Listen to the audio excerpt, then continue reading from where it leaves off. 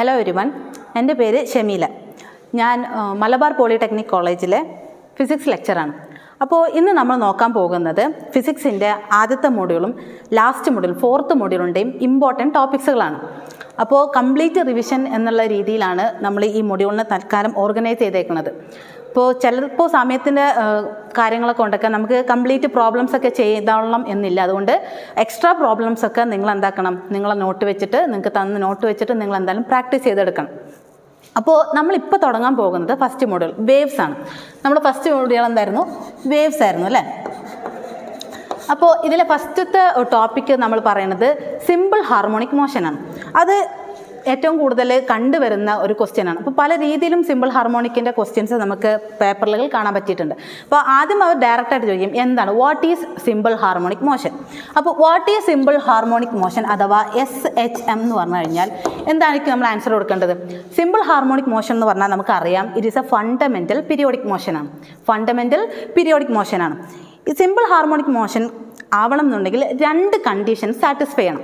അതിൽ ആദ്യത്തെ കണ്ടീഷൻ എന്ന് പറയുന്നത് the motion in which the acceleration of the body is directly proportional to displacement from the fixed point. എന്തായിരുന്നു? Acceleration directly proportion to displacement ആയിരിക്കും. ഇതാണ് ആദ്യത്തെ കണ്ടീഷൻ എന്ന് പറയുന്നത്. ഇനി എന്താണ് രണ്ടാമത്തെ കണ്ടീഷൻ? രണ്ടാമത്തെ കണ്ടീഷൻ എന്ന് പറയുന്നത് the acceleration always towards the fixed point. എന്തായിരുന്നു? Acceleration always towards the fixed point. ഈ 2 കണ്ടീഷനും സാറ്റിസ്ഫൈ ചെയ്യുന്ന ഒരു മോഷനെയാണ് നമ്മൾ എന്ത് പറയുന്നത്? സിമ്പിൾ ഹാർമോണിക് മോഷൻ എന്ന് പറയുന്നത്. അപ്പോൾ സിമ്പിൾ ഹാർമോണിക് മോഷനിൽ നമ്മൾ കണ്ടുവരുന്ന 2 എക്സാമ്പിളാണ്. ഒന്ന് സ്പ്രിങ്. സ്പ്രിങ്ങിൽ നമ്മളൊരു മാസ് സസ്പെൻഡ് ചെയ്ത് അത് മൂവ് ചെയ്യുന്നുണ്ടെങ്കിൽ അത് ഏതിൻ്റെ ഫോമിലാണ് മൂവ് ചെയ്യുന്നത്? സിമ്പിൾ ഹാർമോണിക് മോഷൻ്റെ രീതിയിലാണ് മൂവ് ചെയ്യുന്നത്. രണ്ടാമത്തത് two and fro motion of simple pendulum. Simple pendulum എങ്ങനെയാണ് നമ്മൾ എന്താക്കാം?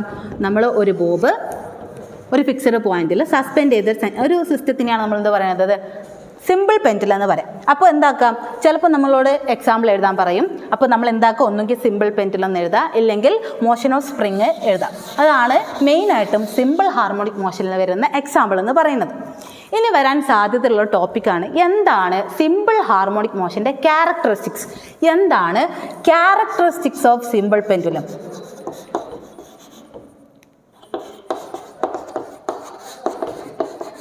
Characteristics of simple pendulum.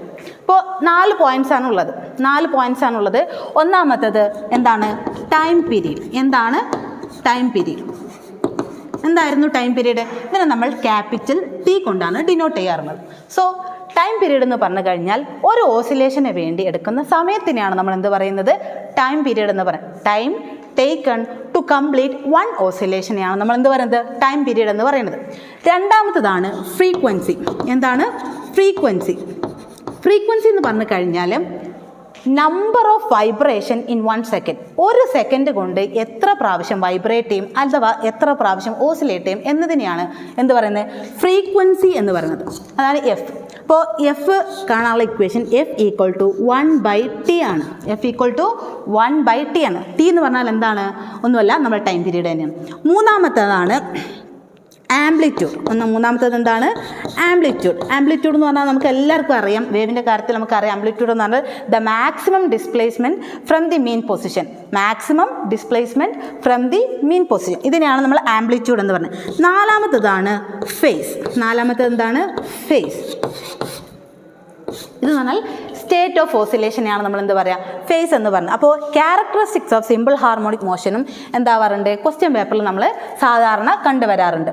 ഇനി നമ്മൾ ഏറ്റവും ഇമ്പോർട്ടൻ്റ് അല്ലെങ്കിൽ നമ്മൾ കുറച്ചും കൂടെ സ്ട്രെസ് ചെയ്ത് പഠിക്കേണ്ട ഒരു പോർഷനാണ് ഡെറിവേഷൻ. നമ്മൾ ഇപ്രാവശ്യത്തെ മൊഡ്യൂളുകളിൽ ഡെറിവേഷനും പ്രോബ്ലംസ് ഒക്കെ വളരെ കുറവാണ്. അപ്പോൾ ഉള്ള ഡെറിവേഷൻസൊക്കെ നമുക്ക് മാക്സിമം ക്വസ്റ്റ്യൻ ആയിട്ട് വരാനുള്ളൊരു സാധ്യത ഉണ്ട്. അതുകൊണ്ട് ഡെറിവേഷനൊക്കെ നല്ലോണം എല്ലാവരും പഠിച്ചിട്ട് പോവാം. അപ്പോൾ നമ്മൾ ഫസ്റ്റ് മൊഡ്യൂളിൽ നമ്മൾ കാണുന്നൊരു ഡെറിവേഷൻ എന്ന് പറഞ്ഞു കഴിഞ്ഞാൽ പ്രൊജക്റ്റൈൽ ഓഫ് ഒരു യൂണിഫോം സർക്കുലർ മോഷൻ്റെ പ്രൊജക്റ്റൈൽ എന്താണ്? സിമ്പിൾ ഹാർമോണിക് മോഷനിലാണ് മൂവ് ചെയ്യുന്നത് അല്ലയോ എന്ന് തെളിയിക്കലാണ്. അപ്പോൾ നമ്മൾ എന്ത് ചെയ്യണം? നമുക്കറിയാം സിമ്പിൾ ഹാർമോണിക് മോഷൻ ആവണം എന്നുണ്ടെങ്കിൽ എന്ത് കണ്ടീഷൻ സാറ്റിസ്ഫൈ ചെയ്യണം? ആക്സലറേഷൻ ഡയറക്ട്ലി പ്രൊപ്പോർഷൻ ഡിസ്പ്ലേസ്മെൻ്റ് ആണ്. ഈ കണ്ടീഷൻ എന്തായാലും എന്താവണം? ഒരു മോഷൻ സാറ്റിസ്ഫൈ ചെയ്യണം. എങ്കിൽ മാത്രമേ ആ മോഷൻ എന്ത് പറയുള്ളൂ? സിമ്പിൾ ഹാർമോണിക് ആണെന്ന് പറയാൻ പറ്റുള്ളൂ. അപ്പോൾ നമുക്ക് ചെക്ക് ചെയ്യേണ്ട കാര്യം projectile of A uniform circular motion, projectile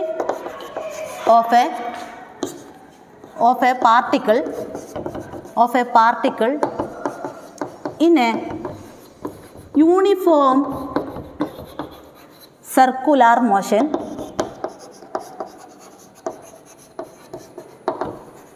along a diameter. ഈ ക്വസ്റ്റ്യൻ വരുന്ന സമയത്ത് പലർക്കും ഇത് ഡെറിവേഷൻ ആണെന്ന് മനസ്സിലാവാറില്ല. അപ്പോൾ അതെങ്ങനെ മനസ്സിലാക്കും എന്നുള്ളതാണ് ആദ്യത്തെ കാര്യം. ഒന്നുകിൽ ക്വസ്റ്റ്യൻ ഒന്നുകിൽ പ്രൂവ് എന്ന് ചോദിച്ചിട്ടുണ്ടാകും, അല്ലെങ്കിൽ ഡിറൈവ് എന്ന് ചോദിച്ചിട്ടുണ്ടാകും. അതുപോലെ തന്നെ ക്വസ്റ്റ്യനിൽ എന്തുണ്ടാവും?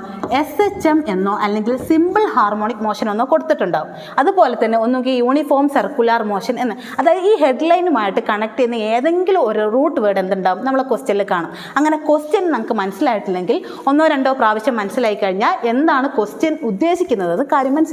അപ്പോൾ നമുക്ക് കൂടുതലൊന്നും പറയാണ്ട് നമുക്ക് നേരെ ഇതെങ്ങനെയാണ് ഡിറൈവ് ചെയ്യാൻ നോക്കാം. അപ്പോൾ നമ്മൾ ആദ്യം കൺസിഡർ ചെയ്യുന്നതാണ് യൂണിഫോം സർക്കുലാർ മോഷനെ കുറിച്ചാണ്. യൂണിഫോം സർക്കുലാർ മോഷൻ എന്ന് പറഞ്ഞാൽ നമ്മളൊരു കല്ല് ഇപ്പോൾ നൂല് കെട്ടിയിട്ട് സർക്കിൾ ചെയ്യുകയാണെങ്കിൽ എന്താ, അല്ലെങ്കിൽ റൊട്ടേറ്റ് ചെയ്യുകയാണെങ്കിൽ എന്താ, പട്ടത്തിൽ കറങ്ങും. ആ മോഷൻ അല്ലെങ്കിൽ ആ കല്ലിൻ്റെ മോഷനെയാണ് ഞാനിവിടെ കൊടുത്തിരിക്കുന്നത്. ഇപ്പോൾ കല്ല് ഇങ്ങനെ മൂവ് ചെയ്യുന്നു, വട്ടത്തിൽ കറങ്ങും. ഇതിനാണെന്ന് പറഞ്ഞാൽ യൂണിഫോം സർക്കുലാർ മോഷൻ എന്ന് പറയുന്നത്. ഇനി എൻ്റെ കൺവീൻസിങ് ഡെറിവേഷൻ നമുക്ക് സ്റ്റാർട്ട് ചെയ്യണം. അപ്പോൾ നമ്മൾ എന്താവും? 2 ആക്സിസ് എടുക്കുന്നു. 2 ആക്സിസ്, ഇത് Y ആക്സിസ് ആണ്, ഇത് X ആക്സിസ് ആണ്. ഇത് എന്ത് ആക്സിസ് ആണ്? ഇത് X ആക്സിസ് ആണ്. ഇതെന്താണ്? Y ആക്സിസ് ആണ്. ഓക്കെ. ഇനി നമ്മൾ കല്ല് ഇതിൽ കൂടെ ഇങ്ങനെ മൂവ് ചെയ്യുന്നത് നമ്മൾ വിചാരിക്കുന്നു. ഒരു പോയിന്റിലെത്തി, നമ്മൾ വീഡിയോ പോസ് ചെയ്യുന്ന പോലെ ഒരു പോയിന്റിലെത്തിയപ്പോൾ ഞാൻ ഈ മൂവ്മെൻറ്റ് പോസ് ചെയ്തു. അതായത് എൻ്റെ കല്ലിൻ്റെ പൊസിഷൻ എവിടെയാണ്? P എന്ന പോയിന്റിലാണ്. ഈ P എന്ന പോയിന്റിൽ നിന്നും ഞാൻ Y ആക്സിസിലുള്ള മൂവ്മെൻ്റാണ് എടുക്കാൻ പോകുന്നത്. അതുകൊണ്ട് എന്താക്കുന്നു? ഈ P എന്ന പോയിന്റിൽ നിന്നും Y ആക്സിസിലേക്ക് ഞാൻ എന്താക്കുന്നു? ഒരു ഡോട്ടഡ് ലൈൻ വരക്കുന്നു. ഈ ഡോട്ടഡ് ലൈനിനെയാണ് എന്ത് പറയുന്നത്? പ്രൊജക്റ്റൈൽ എന്ന് പറയുന്നത്. ഈ ഡോട്ടഡ് ലൈനിനെയാണ് എന്ത് പറയുന്നത്? പ്രൊജക്റ്റൈൽ എന്ന് പറയുന്നത്. ഇത് Y ആക്സിസിലുള്ള പ്രൊജക്റ്റൈലാണ്. ഇത് എന്താ? X ആക്സിസിലും പോസിബിൾ ആണ്. അപ്പോൾ X ആക്സിസിലേക്ക് ഞാൻ നീട്ടി വരക്കുന്നത് എന്ത് പറയും? X ആക്സിസിലെ പ്രൊജക്റ്റൈലാണെന്ന്. അപ്പോൾ ഇതിലേക്ക് Y ആക്സിസിലേക്ക് വരച്ച പ്രൊജക്റ്റിനെ ഞാൻ M എന്ന് കൊടുത്തിട്ടുണ്ട്. X ആക്സിസിലേക്ക് നീട്ടി വരത്തിയതിന് ഞാൻ N എന്നും കൊടുത്തിട്ടുണ്ട്. ഇത്രയും ഓക്കെ ആണല്ലോ. നമ്മൾ ഇമേജ് എങ്ങനെയാണ് ഫോം ചെയ്യണമെന്ന് ആദ്യം മനസ്സിലാക്കണം. എന്നാൽ നമ്മൾ ഡെറിവേഷൻ വളരെ ഈസി ആയിരിക്കും. ഇനി ഞാൻ പറയാൻ പോകുന്നത് ഈ സെൻട്രലിൽ ഞാൻ O എന്ന് കൊടുത്തു. ഈ സെൻട്രലിൽ നിന്നും എൻ്റെ ഒബ്ജക്റ്റിലേക്കുള്ള ഡിസ്റ്റൻസ് ഇതെന്താണ്? ഈ സർക്കിളിനെ സംബന്ധിച്ചിടത്തോളം ഇതെന്തായിരിക്കും? ഒരു സർക്കിളിൻ്റെ സെൻട്രലിൽ നിന്നും ഒരു വശത്തേക്കുള്ള ഡിസ്റ്റൻസിനെയാണ് നമ്മൾ എന്താ പറയുന്നത്? റേഡിയസ് എന്ന് പറയുന്നത്. അപ്പോൾ റേഡിയസ് ഓഫ് സർക്കിൾ എന്തായിരിക്കും? ഒരു കോൺസ്റ്റൻ്റ് ആണ്. അതുകൊണ്ട് നമ്മൾ അതിനെ സ്മോൾ ലെറ്റർ A കൊണ്ട് റെപ്രസെൻറ്റ് ചെയ്തു. ഓക്കെ, ഇത്രയും കാര്യങ്ങളൊക്കെ ആണല്ലോ. ഇനി ഇവിടെ നിന്നും ഇവിടേക്കുള്ള ഡിസ്റ്റൻസിന് ഒരു സർക്കിളിൻ്റെ 2 അറ്റങ്ങൾ ബന്ധിപ്പിക്കുന്ന രേഖയാണ് നമ്മൾ എന്താ പറയുന്നത്? ഡയമീറ്റർ എന്ന് പറയുന്നത് അല്ലേ. ഇതാണ് നമ്മൾ Y ആക്സിസ് എന്ന് പറയുന്നത്. എന്താണ്? നമ്മളെ ഈ സർക്കിളിൻ്റെ ഡയമീറ്ററാണ്. ഇത്രയും കാര്യം ഓക്കെ എന്ന് വിചാരിക്കുന്നു. ഇനി നമ്മളെ കല്ല് മൂവ് ചെയ്ത ഡിസ്പ്ലേസ്മെൻ്റ് ആണ് തീറ്റ എന്ന് പറയുന്നത്. അതായത് ഇവിടം തൊട്ട് ഇവിടം വരെ കല്ല് മൂവ് ചെയ്തപ്പോൾ ഉണ്ടായ ഡിസ്പ്ലേസ്മെൻ്റ് ആണ് തീറ്റ എന്ന് പറയുന്നത്. അപ്പോൾ നമുക്ക് എന്തുണ്ട്? നമുക്ക് ഇതുപോലെ ഒരു റേഡിയസ് ഉണ്ട്. അപ്പോൾ ഈ ആംഗിളും എന്താണ്? സെയിം ആണ്. ഈ ആംഗിളും ഈ 2 ആംഗിളും എന്താണ്? സെയിം ആണ്. ഇനി നമ്മൾ ഇതിൽ നിന്നുണ്ടാക്കണം. ഈ Y ആക്സിസിലാണല്ലോ നമ്മൾ പ്രൊജക്റ്റൈൽ നമ്മൾ കൺസിഡർ ചെയ്യുന്നത്. ഇങ്ങനെയാണ്. അതായത് നമ്മൾ മോഷൻ ഇവിടെ സ്റ്റാർട്ട് ചെയ്യുമ്പോൾ പ്രൊജക്റ്റൈൽ ഇവിടെയായിരുന്നു. നമ്മൾ ഓരോ മൊമെൻ്റ് അല്ലെങ്കിൽ ഓരോ സർക്കിൾ കടന്നു വരുമ്പോൾ നമ്മൾ പ്രൊജക്റ്റൈൽ അതും ഇങ്ങനെയാണ് ട്രാവൽ ചെയ്യുന്നത്, ഇങ്ങനെയാണ് പോകുന്നത്. ഈ മൊമെൻ്റ് സിമ്പിൾ ഹാർമോണിക് ആണോ എന്ന് ചെക്ക് ചെയ്യുക എന്നുള്ളതാണ് നമ്മുടെ ഇപ്പോഴത്തെ പ്രധാനപ്പെട്ട കാര്യമെന്ന് പറയുന്നത്. അപ്പോൾ ഞാൻ എന്താക്കി? ഞാൻ ഈ ട്രയാങ്കിൾ കൺസിഡർ ചെയ്യാണ്. അപ്പോൾ നമുക്ക് Y ആക്സിസ് ആണ് കണ്ടുപിടിക്കാനുള്ളത്. അപ്പോൾ Y ആക്സിസ് കിട്ടണം എന്നുണ്ടെങ്കിൽ എന്താവും? Y equal to A sine theta എന്ന് കൊടുക്കും. A സൈൻ തീറ്റ എന്ന് കൊടുക്കും. ഓക്കെ. തീറ്റ എന്ന് പറഞ്ഞു കഴിഞ്ഞാൽ ആംഗുലർ വെലോസിറ്റി എന്ന് പറഞ്ഞാൽ ആംഗുലർ ഡിസ്പ്ലേസ്മെൻറ്റ് ബൈ ടൈമാണ്. അതുകൊണ്ട് തീറ്റയ്ക്ക് നമുക്ക് എന്ത് കൊടുക്കാം? Theta equal to omega into T എന്ന് കൊടുക്കാം. അപ്പോൾ നമ്മൾ ഇക്വേഷൻ Y ഈക്വൽ ടു എന്തായി മാറി? A sine omega into T. ഇതെന്താണ് ശരിക്കും? ഇതാണ് ഡിസ്പ്ലേസ്മെൻറ്റ് എന്ന് പറയുന്നത്. എന്താണ് ഡിസ്പ്ലേസ്മെൻറ്റ് എന്ന് പറയുന്നത്? ഓക്കെ. ഇനി നമ്മൾ ഇതിനെ ഡെറിവ് ചെയ്യണം. ഡെറിവേഷൻ കൊടുക്കണം. അപ്പോൾ dy ബൈ dt നമ്മൾ കണ്ടുപിടിക്കണം. dy ബൈ dt നമ്മൾ കണ്ടുപിടിച്ചാൽ എങ്ങനെ കിട്ടും? d ബൈ dt ഓഫ് വൈൻ്റെ സ്ഥാനത്ത് ഈ മൊത്തം ഇക്വേഷൻ കൊടുക്കുക. അതായത് a into sine omega into T. ഇതിൽ നിന്നും കോൺസ്റ്റൻ്റ് നമുക്ക് പുറത്തെടുക്കാം. എ ആണ് നമ്മൾ കോൺസ്റ്റൻ്റ് വാല്യൂ ആണ്, റേഡിയസ് ആണ്, അത് നമ്മൾ പുറത്തെടുത്തു. ബാക്കി ആരുള്ളത് d by dt of sine into omega t. ഇതാണുള്ളത്. ഓക്കെ, ഇനി ഈ മൊത്തം ടേം അതായത് d by dt of sine omega t എന്ന് പറഞ്ഞാൽ cos omega t into omega ആണ്.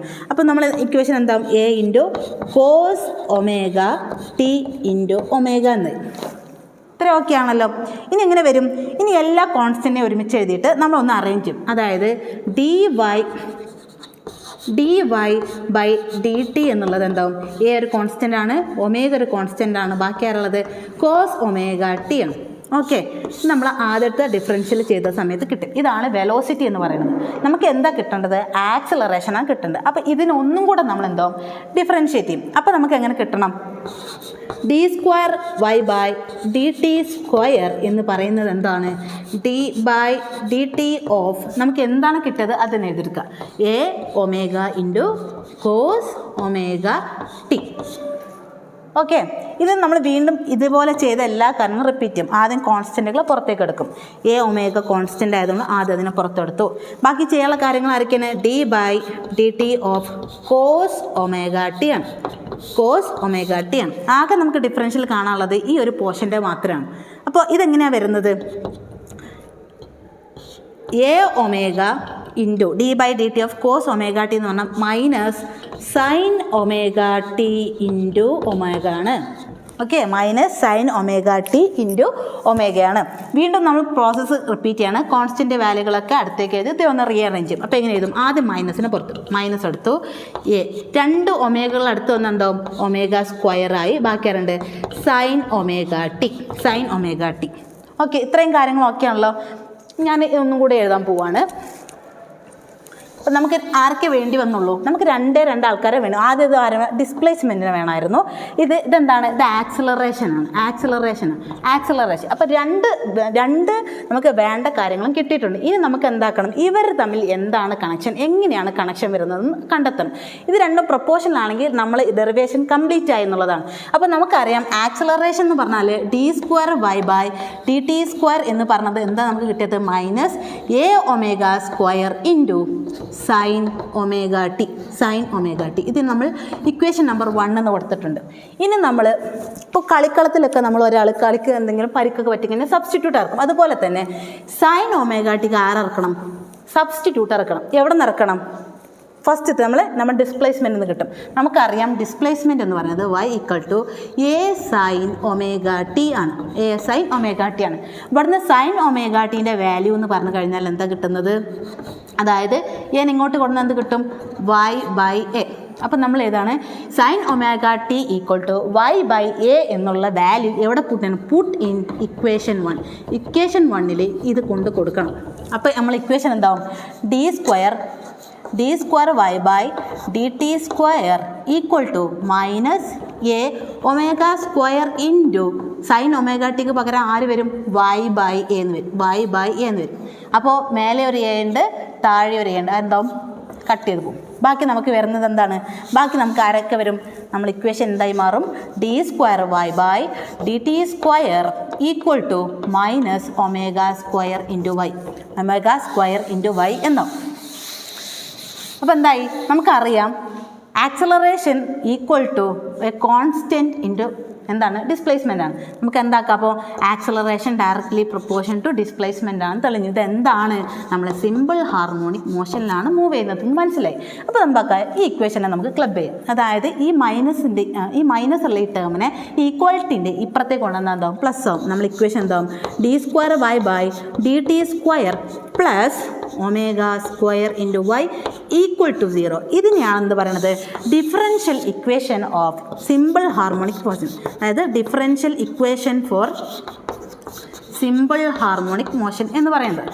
അപ്പോൾ ഡെറിവേഷൻ എല്ലാവർക്കും മനസ്സിലായിട്ടുണ്ടെന്ന് വിചാരിക്കുന്നു. അപ്പോൾ ഇത്രയേ ഉള്ളൂ. കാര്യങ്ങൾ കൃത്യമായിട്ട് മനസ്സിലാക്കി കഴിഞ്ഞാൽ നമുക്ക് പെട്ടെന്ന് സ്കോർ ചെയ്യാൻ പറ്റുന്ന ഒരു ക്വസ്റ്റ്യൻ ആയിരിക്കും ഇത്. ഓക്കെ. ഇനി ഫസ്റ്റ് മൊഡ്യൂളിൽ വരാൻ സാധ്യതയുള്ളൊരു പോർഷനാണ് വേവ്സ്. അപ്പോൾ നമുക്ക് വേവ്സിൻ്റെ ക്ലാസിഫിക്കേഷൻ നമ്മൾ പറഞ്ഞായിരുന്നു 2 തരത്തിലുള്ള വേവ്സുകളുണ്ടെന്ന്. അപ്പോൾ ഏതൊക്കെയായിരുന്നു ആ വേവ്സുകളും? ഒന്ന് ട്രാൻസ്വേഴ്സ് വേവ് അല്ലേ, ട്രാൻസ്വേഴ്സ് വേവ്. രണ്ടാമത്തത് ലോഞ്ചിറ്റ്യൂഡിനൽ വേവ്.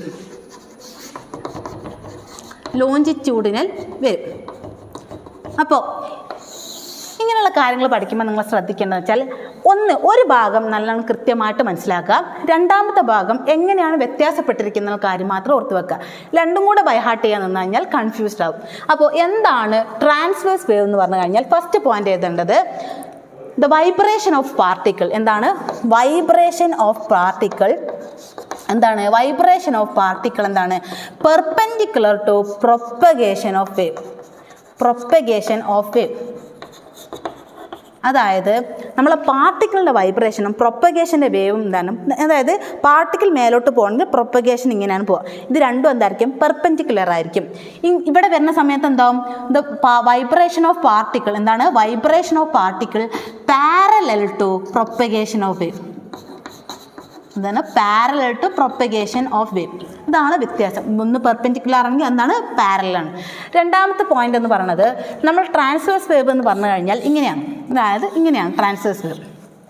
അപ്പോൾ ഇതിന് ഒരു മാക്സിമം ഡിസ്പ്ലേസ്മെൻറ്റും ഒരു മാക്സിമം എന്താ പറയുക ഡിപ്രഷനും ഉണ്ട്. ഈ മാക്സിമം ഇതിനെന്ത് പറയും? ക്രസ്റ്റ് എന്ന് പറയും. ഇതെന്ത് പറയും?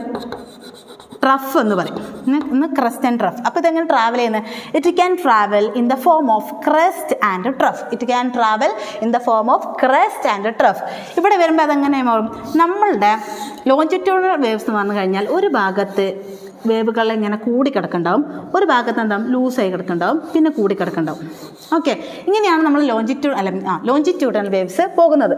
അപ്പോൾ ഈ ഒരുപാട് വേവുകൾ ഉള്ളിടത്ത് എന്താണ്? പ്രഷർ കൂടുതലാണ്. ഈ പ്രഷർ കൂടിയ റീജിയനെയാണ് നമ്മൾ കണ്ടൻസേഷൻ എന്ന് പറയുന്നത്. ഈ പ്രഷറിൽ ലൂസായിട്ടുള്ള ഈ ഏരിയയാണ് റെയർ ഫ്രാക്ഷൻ എന്ന് പറയാം. അപ്പോൾ ഇതെങ്ങനെ ട്രാവൽ ചെയ്യുന്നത്? It can travel in the form of condensation and rarefaction. കണ്ടൻസേഷൻ്റെയും റെയർ ഫ്രാക്ഷൻ്റെയും ഫോമിലാണ് ആര് ട്രാവൽ ചെയ്യുന്നത്? ലോഞ്ചിറ്റ്യൂഡിനൽ വേവ് ട്രാവൽ ചെയ്യുന്നത്. മൂന്നാമത്തെ കാര്യം പറഞ്ഞതെന്ന് വെച്ചാൽ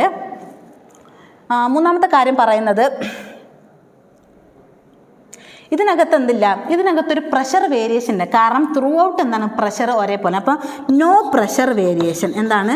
നോ പ്രഷർ വേരിയേഷൻ. അതേ സമയത്ത് ലോഞ്ചിറ്റ്യൂഡിനൽ വേവ് ആവുന്ന സമയത്ത് എന്താണ് വ്യത്യാസം?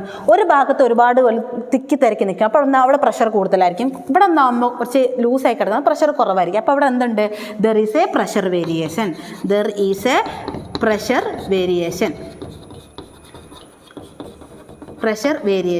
ഇതിന് ഓരോന്നിനും എക്സാമ്പിൾ പഠിക്കുക. ഇതിനെന്താണ്? ഇതിന് വാട്ടർ വേവാണ്. ഇവിടെ എന്തായിരിക്കും എക്സാമ്പിൾ? ഇവിടെ ലൈറ്റ് വേവാണ്. ഓക്കെ, ഇതിന് ഓരോന്നും ഒരു എക്സാമ്പിൾ പഠിച്ചു കഴിഞ്ഞാൽ കംപ്ലീറ്റ് ആയി നമുക്ക് എന്താക്കാം? മുഴുവൻ മാർക്കും ഇത് വാങ്ങാം. വലിയ പ്രയാസമുള്ളൊരു ടോപ്പിക്കൊന്നുമല്ല, വളരെ ഈസി ആയിട്ട് നമുക്ക് സ്കോർ ചെയ്യാൻ പറ്റുന്നൊരു ടോപ്പിക്കാണ്. ഇനി ഇതിൽ ഇമ്പോർട്ടൻ്റ് എന്ന് പറയാനുള്ള ടോപ്പിക്കാണ് നമ്മുടെ superposition. And what you mean by superposition? നമുക്കറിയാം, സൂപ്പർ പൊസിഷൻ എന്ന് പറയുമ്പോൾ ഹെഡ്ലൈൻ കേൾക്കുമ്പോൾ തന്നെ നമുക്കറിയാം എന്താണ്? അതൊരു മീറ്റിംഗ് ആണ്. Super position, principle of super position.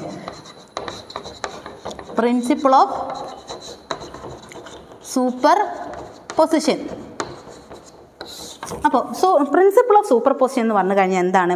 2 വേവുകൾ travel ചെയ്യുന്നു. അപ്പോൾ 2 വേവുകൾ തമ്മിൽ കൂട്ടിമുട്ടുമ്പോൾ എന്തുണ്ടാകും? പുതുതായിട്ടൊരു വേവ് ഡെവലപ്പ് ചെയ്യും. ഈ ഡെവലപ്പ് ചെയ്യുന്ന വേവിൻ്റെ പ്രത്യേകത എന്ന് വെച്ച് കഴിഞ്ഞാൽ അതിൻ്റെ ടോട്ടൽ ഡിസ്പ്ലേസ്മെൻറ്റ് എന്ന് പറയുന്നത് the vector sum of displacement of 2 wavelet are joint. അതായത് പുതുതായിട്ടുണ്ടാകുന്ന വേവിൻ്റെ ഡിസ്പ്ലേസ്മെൻറ്റ് എന്ന് പറയുന്നത് കൂട്ടുമുട്ടിയ വേവിൻ്റെ ഡിസ്പ്ലേസ്മെൻറ്റ് വെക്ടർ സം ആയിരിക്കും എന്നുള്ളതാണ്. So it is state that the displacement of new wavelet is vector sum of the displacement of waves they are joint. അതാണ് എന്ത് പറയുന്നത്? പ്രിൻസിപ്പിൾ ഓഫ് സൂപ്പർ പൊസിഷൻ എന്ന് പറയുന്നത്. അപ്പോൾ പ്രിൻസിപ്പിൾ ഓഫ് സൂപ്പർ പൊസിഷൻ അല്ലെങ്കിൽ super position എന്തുണ്ട്? 2 തരത്തിലുണ്ട്. എന്താണ്? 2 തരത്തിലുണ്ട്. ഒന്ന് കൺസ്ട്രക്റ്റീവ് സൂപ്പർ പൊസിഷൻ. ഒന്ന് കൺസ്ട്രക്റ്റീവ് സൂപ്പർ പൊസിഷൻ. രണ്ടാമത്തത് ഡിസ്ട്രക്റ്റീവ് സൂപ്പർ പൊസിഷൻ. ഓക്കെ, ഈ രണ്ട് തരത്തിലുണ്ട്. എന്താണ് കൺസ്ട്രക്റ്റീവ് സൂപ്പർ പൊസിഷൻ എന്ന് പറഞ്ഞാൽ എ എന്ന് പറഞ്ഞൊരു വേവ് ഇവിടെ ഉണ്ട്, ബി എന്ന് പറഞ്ഞൊരു വേവ് ഉണ്ട്. എ എന്നൊരു വേവ് ഇവിടെ ഉണ്ട്, ബി എന്ന് പറഞ്ഞൊരു വേവ് ഇവിടെ ഉണ്ട്. എ എന്നാൽ ലെഫ്റ്റ് ടു റൈറ്റ് ആണ് ട്രാവൽ ചെയ്യുന്നതെങ്കിൽ ബി എന്താണ് റൈറ്റ് ടു ലെഫ്റ്റ് ആണ് ട്രാവൽ ചെയ്യുന്നത്. ഇതിനൊരു ഡിസ്പ്ലേസ്മെൻറ്റ്, അതായത് ആംപ്ലിറ്റ്യൂഡ് ഉണ്ട്. എ എന്ന് കൊടുത്തിട്ടുണ്ട്, ഇതിന് ഞാൻ ബി എന്ന് കൊടുക്കുകയാണ്. എയും ബിയും സെയിം ആണെന്ന് വെക്കാൻ എ എന്ന് തന്നെ കൊടുക്കാം. ഓക്കെ, ഇത് തമ്മിൽ ഒരു സമയം കഴിഞ്ഞാൽ, അതായത് ആദ്യം എന്തായിരുന്നു ഇവർ തമ്മിൽ അങ്ങോട്ടും ഇങ്ങോട്ടും ട്രാവൽ ചെയ്യണം. അതായത് സൂപ്പർ പൊസിഷൻ്റെ സമയം എത്തുമ്പോൾ ഈ രണ്ട് വേവുകൾ കൂട്ടിമുട്ടുന്നു. ഈ രണ്ട് വേവുകൾ കൂട്ടിമുട്ടിയിട്ട് പുതുതായിട്ട് എന്തുണ്ടാകുന്നു, ഒരു പുതിയ വേവ് ഫോം ചെയ്യുന്നു. ഈ വേവിൻ്റെ ആംപ്ലിറ്റ്യൂഡ് എന്ന് പറയുന്നത് എ പ്ലസ് ബി ആയിരിക്കും. അതായത് വെക്ടർ, ഇതിൻ്റെ ഡയറക്ഷനും മാഗ്നിറ്റ്യൂഡും കൂടെ എന്തായിരിക്കും, പ്ലസ് ചെയ്തായിരിക്കും. The sum of displacement of two waves എന്നാണ് അത് പറഞ്ഞേക്കണം. അപ്പോൾ പിന്നെ എന്ത് ചെയ്യും, സൂപ്പർ പൊസിഷൻ കഴിഞ്ഞതിന് ശേഷം, അതായത് കൂട്ടിമുട്ടിയതിന് ശേഷം ഇത് എന്ത് സംഭവിക്കുന്നു, എക്ക് ഒരു മാറ്റമില്ല. എ എന്നും സംഭവിക്കാത്ത പോലെ എങ്ങോട്ടേക്ക് പോകും, അതെങ്ങോട്ടേക്കാണോ പോയിക്കൊണ്ടിരുന്നത് ആ ഡയറക്ഷനിൽ പോകും. ബിയും അത് തന്നെ റിപ്പീറ്റ് ചെയ്യും, അതേ ഒരു മാറ്റമില്ല, അത് ഏത് വഴിക്കാണോ പോയിക്കൊണ്ടിരുന്നത് അതേ വഴി തന്നെ തിരിച്ചു പോകും. ഇനിയുള്ളത് ഡിസ്ട്രക്റ്റീവ് സൂപ്പർ പൊസിഷനാണ്. എന്താണ് destructive superposition? Destructive superposition എന്ന് പറഞ്ഞു കഴിഞ്ഞാൽ എ എന്ന് പറഞ്ഞൊരു വേവ് പോസിറ്റീവ് ഡയറക്ഷനിലാണെങ്കിൽ ബി എന്ന് പറഞ്ഞ വേവ് എന്തായിരിക്കും, നെഗറ്റീവ് ഡയറക്ഷനിലാണ് ട്രാവൽ ചെയ്ത് വരുന്നത്. ഓക്കെ, ഇത് എ എന്നാണ്, ഇത് ബി ആണ്. എ എന്ന് പറഞ്ഞത് ലെഫ്റ്റ് ടു റൈറ്റ് ട്രാവൽ ചെയ്യുന്നുണ്ടെങ്കിൽ ബി എന്ന് പറഞ്ഞാൽ റൈറ്റ് ടു ലെഫ്റ്റ് ആണ് ട്രാവൽ ചെയ്യുന്നത്. ഇനി ടി സൂപ്പർ പൊസിഷൻ്റെ സമയത്ത് എന്താകും, നമുക്കറിയാം ഇത് എ എന്നാണ്, ഇതിന് എന്താണ് മാക്സിമം ഡിസ്പ്ലേസ്മെൻറ്റ് എ ആണ്. താഴേക്ക് ആയതുകൊണ്ട് അത് മൈനസ് എ ആയി. അപ്പോൾ നമുക്കറിയാം പുതുതായിട്ടുണ്ടാകുന്ന വേവിൻ്റെ ഡിസ്പ്ലേസ്മെൻറ്റ് എന്ന് പറയുന്നത് എ മൈനസ് എ 0 ആയിരിക്കും അല്ലേ. എ മൈനസ് എ 0, അതായത് നമുക്കൊരു വേവിനെ കാണാൻ സാധിക്കില്ല. ഇനി സൂപ്പർ പൊസിഷൻ കഴിഞ്ഞതിന് ശേഷം എന്ത് സംഭവിക്കും, സൂപ്പർ പൊസിഷൻ കഴിഞ്ഞതിന് ശേഷം ഒന്നും സംഭവിക്കില്ല. അവർ ഏത് വഴിക്കാണോ പോയിക്കൊണ്ടിരുന്നത് അതേ വഴി തന്നെ അവരെന്താവും ട്രാവൽ ചെയ്യുന്നുണ്ട്. അപ്പം എ എന്ന് പറയുന്ന വേവ് എങ്ങോട്ടേക്കാണോ പോയിക്കൊണ്ടിരുന്നത് അതുപോലെ പോവും. ബി എന്ന വേവ് ഏത് രീതിയിലാണോ പോയിക്കൊണ്ടിരുന്നത് അതുപോലെ തന്നെ മൂവ് ചെയ്യും. ഇതാണ് സൂപ്പർ പൊസിഷൻ എന്ന് പറയുന്നത്. ഇനി സൂപ്പർ പൊസിഷൻ ഉപയോഗിച്ച് അല്ലെങ്കിൽ ഉണ്ടാകുന്നൊരു ഫിനോമിനയാണ് നമ്മൾ ബീറ്റ്സ് എന്ന് പറയുന്നത്. എന്താ പറയുന്നത്, ബീറ്റ്സ് എന്ന് പറയുന്നത്. ബീറ്റ്സ് മിക്കവാറും ക്വസ്റ്റ്യൻ വരാൻ സാധ്യതയുള്ള ഒരു ടോപ്പിക്കാണ്. അപ്പോൾ എല്ലാവരും ഒന്ന് സ്ട്രെസ് ചെയ്ത് പഠിച്ചിട്ട് പോവാം. ഓക്കെ, അപ്പോൾ ബീറ്റ്സ് എന്താണ് ശരിക്കും, എന്താണ് ബീറ്റ്സ്? ബീറ്റ്സ് എന്ന് പറഞ്ഞു കഴിഞ്ഞാൽ വളരെ സിമ്പിളായിട്ട് പറയുകയാണെങ്കിൽ സൗണ്ടിലുണ്ടാകുന്നൊരു ഫ്ലക്ച്വേഷനെയാണ് നമ്മൾ എന്ത് പറയുന്നത്, ബീറ്റ്സ് എന്ന് പറയുന്നത്. It's A fluctuation in A sound wave. അപ്പോൾ അതിനെയാണ് നമ്മൾ എന്ത് പറയുന്നത്, ബീറ്റ്സ് എന്ന് പറയുന്നത്. അപ്പോൾ ബീറ്റ്സ് ഉണ്ടാവണമെന്നുണ്ടെങ്കിൽ എന്താണ്, രണ്ട് വേവുകൾ ഉണ്ടാകണം. അപ്പോൾ രണ്ട് വേവുകൾ ഉണ്ടാകും. അപ്പോൾ രണ്ട് വേവ് എന്തായിരിക്കണം, ഒരേ ഡയറക്ഷൻ ട്രാവൽ ചെയ്യണം. ടു വേവ്സ് എന്തായിരിക്കണം, സെയിം ഡയറക്ഷനിൽ എന്തായിരിക്കണം ട്രാവൽ ചെയ്യണം. രണ്ടാമത്തേന്ന് പറഞ്ഞു കഴിഞ്ഞാൽ രണ്ട് വേവും തമ്മിലുള്ള ഫ്രീക്വൻസി എന്തായിരിക്കണം, സ്ലൈറ്റ്ലി ഡിഫറെൻ്റ് ആയിരിക്കണം. സ്ലൈറ്റ്ലി ഡിഫറൻസ് ഇൻ ഫ്രീക്വൻസി ആയിരിക്കണം. ഓക്കെ, ഫ്രീക്വൻസി ആയിരിക്കണം. മൂന്നാമത്തത് വേവ് ലെങ്ത്തും എന്തായിരിക്കണം, സെയിം ആയിരിക്കണം. ഇത്രയും കാര്യങ്ങൾ ഒബേ ചെയ്യുന്ന രണ്ട് വേവുകൾ കൂട്ടിമുട്ടുമ്പോഴാണ് എന്ത് ഫോം ചെയ്യുന്നത്, ബീറ്റ് ഫോം ചെയ്യുന്നത്. അപ്പോൾ നമ്മളത് ഇമേജ് ആക്കുന്ന സമയത്ത് ഞാൻ എൻ്റെ ഒന്നാമത്തെ വേവിന് y1 എന്ന് കൊടുത്തിട്ടുണ്ട്. എന്താ ഒരു വേവ് അല്ലേ. ഞാൻ രണ്ടാമത്തെ എൻ്റെ വേവിന് y2 എന്ന് കൊടുത്തിട്ടുണ്ട്, രണ്ടാമത്തെ വേവ്. ഓക്കെ, ഇവർ തമ്മിൽ എന്താവും, സൂപ്പർ പൊസിഷൻ നടക്കും. അപ്പോൾ എന്താണ് പ്രിൻസിപ്പിൾ, ബീറ്റ്സിൻ്റെ പ്രിൻസിപ്പിൾ എന്താ, അങ്ങനെ ചോദിച്ചാൽ എന്താ എഴുതണം, പ്രിൻസിപ്പിൾ ഓഫ് ബീറ്റ് എന്ന് ചോദിച്ചാൽ പ്രിൻസിപ്പിൾ ഓഫ് സൂപ്പർ പൊസിഷൻ എന്ന് എഴുതണം. അപ്പോൾ സൂപ്പർ പൊസിഷൻ നടന്നതിന് ശേഷം എന്ത് സംഭവിക്കും, ഇത് രണ്ടും കൂടെ ജോയിൻ ചെയ്തിട്ട് എന്താവും, ചില ഭാഗത്ത് സൗണ്ട് കൂടുന്നു അല്ലെങ്കിൽ സൗണ്ടിൻ്റെ ഇൻറ്റൻസിറ്റി കൂടുന്നു, ചില ഭാഗത്ത് സൗണ്ടിൻ്റെ ഇൻറ്റൻസിറ്റി കുറയുന്നു. അതായത് ഫ്ലക്ച്വേഷൻ സംഭവിക്കുന്നു. ഇതിനെയാണ് നമ്മൾ എന്ത് പറയുന്നത്, ബീറ്റ് എന്ന് പറയുക. ഇനി ചോദിക്കുന്നത് എന്താണ് ബീറ്റ് കൊണ്ട് നമ്മൾ ഉപയോഗിക്കുന്നത്, അല്ലെ അപ്ലിക്കേഷൻസ് ഓഫ് ബീറ്റ്സ് ആണ്. അപ്പോൾ അപ്ലിക്കേഷൻസ് ഓഫ് ബീറ്റ് നമുക്കറിയാവുന്ന കുറേ കാര്യങ്ങളാണ്. നമ്മൾ ലാബുകളിലൊക്കെ ഉപയോഗിക്കുന്ന കുറച്ച് കാര്യങ്ങളും കൂടെ ഇൻക്ലൂഡ് ചെയ്തിട്ടാണ് അതിൻ്റെ അപ്ലിക്കേഷൻ വരുന്നത്.